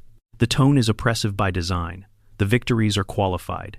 The hope is conditional at best and ironic at worst. Vulkan is the setting's answer to the question of what genuine, unconditional hope looks like in a universe structured to defeat it. Not naive hope, not the hope of someone who has not seen the evidence. Vulkan has seen more evidence against optimism than almost any other being in the setting. He was captured and killed dozens of times by a being specifically devoted to proving that cruelty was the honest face of reality. He survived the destruction of most of his legion in a betrayal planned by people he had trusted. He stood at the threshold of deploying a device that would have ended all life on the most important world in the Imperium. He watched the Emperor placed on the throne. He walked away from everything he had built and left his sons with a task of 10,000-year duration and no guarantee that he would survive to fulfill the promise he had made about its conclusion. And he still believes, or the chapter he built still believes in his name, which amounts to the same thing, that the fire turns, that the ash holds the seed, that what looks like an ending is never actually the end of the story. This is a more radical proposition than it first appears, in a setting that has spent decades establishing how thoroughly it intends to defeat hope. The grimdark aesthetic is a real aesthetic choice, with real philosophical roots in the idea that the scale of the horrors facing humanity is not ameliorated by individual virtue or collective effort, that the machinery of darkness is simply too large and too old and too thoroughly embedded in the fabric of things for any particular act of courage or compassion or sacrifice to make a decisive difference. There are no heroes in the grimdark. There are only people choosing how to die, and the choices they make do not change the ultimate outcome, only the specific texture of the interval between now and the end. Vulkan's existence in this setting is a direct and sustained challenge to this proposition, not a refutation. The setting is too committed to its core aesthetic for any single figure to simply disprove it, but a challenge in the genuine philosophical sense of presenting evidence that the other side of the argument has not adequately addressed. The evidence that Vulkan presents is himself, a being who has died more times than anyone else in the setting and come back from each death, a being who has endured the specific argument that cruelty is the honest face of the universe by the most committed possible advocate for that position and declined to be persuaded, a being who has outlasted everything the universe sent at him and maintained, across that endurance, the conviction that the protection of human life was not a naive delusion, but a real and achievable purpose. If that is not hope, it is something that functions indistinguishably from it in every practical respect. The Salamander's chapter, carrying this quality across 10,000 years of his absence, is the test of whether the hope can survive without the hope-giver present. The Promethean Creed is the institutionalization of it, the attempt to encode the conviction into a framework that could persist through generations of warriors who had never met Vulkan and never seen the evidence that his existence provided. The hunt for the artifacts is the active expression of it, the ongoing choice to act in accordance with the belief that the condition's fulfillment is possible, and that working toward it is the correct use of the chapter's existence. The fact that the chapter has not abandoned the hunt, has not reinterpreted the condition into something already met, has not rationalized away the obligation to find all nine and return them to Nocturne into a symbolic completion that would allow them to declare the prophecy fulfilled on more convenient terms, has not, in 10,000 years, stopped searching. This is what institutional hope looks like when it is genuine rather than performed. Not the elimination of doubt, but the persistence of effort in the face of it, the refusal to let the difficulty of the task function as evidence that the task is impossible. Vulkan built this into his chapter. He built it into the Tome of Fire and the artifacts and the condition and the promise. And he walked off into the darkness, trusting that what he had built was strong enough to hold for as long as it needed to hold, and it has been holding for 10,000 years, and 4 artifacts remain, and the search continues, and the galaxy is dark, but the fire is still burning. That is the story of Vulkan. That is why it matters. Not because it is comfortable, or because it promises happy endings in a setting that does not reliably deliver them, but because it takes the setting's own rules seriously and demonstrates, within those rules, that some things are strong enough to endure anything the rules can throw at them. The Circle of Fire, the Primarch who cannot be permanently killed, the chapter that will not stop looking, the condition that is 4/9 of the way from being met. He is coming.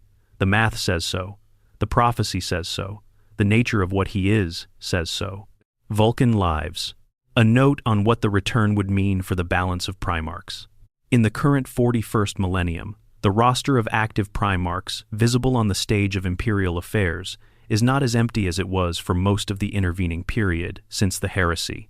Robert Guilliman is back and leading the Indomitus Crusade, functioning as the Lord Commander of the Imperium and Imperial Regent in the absence of a functioning Emperor.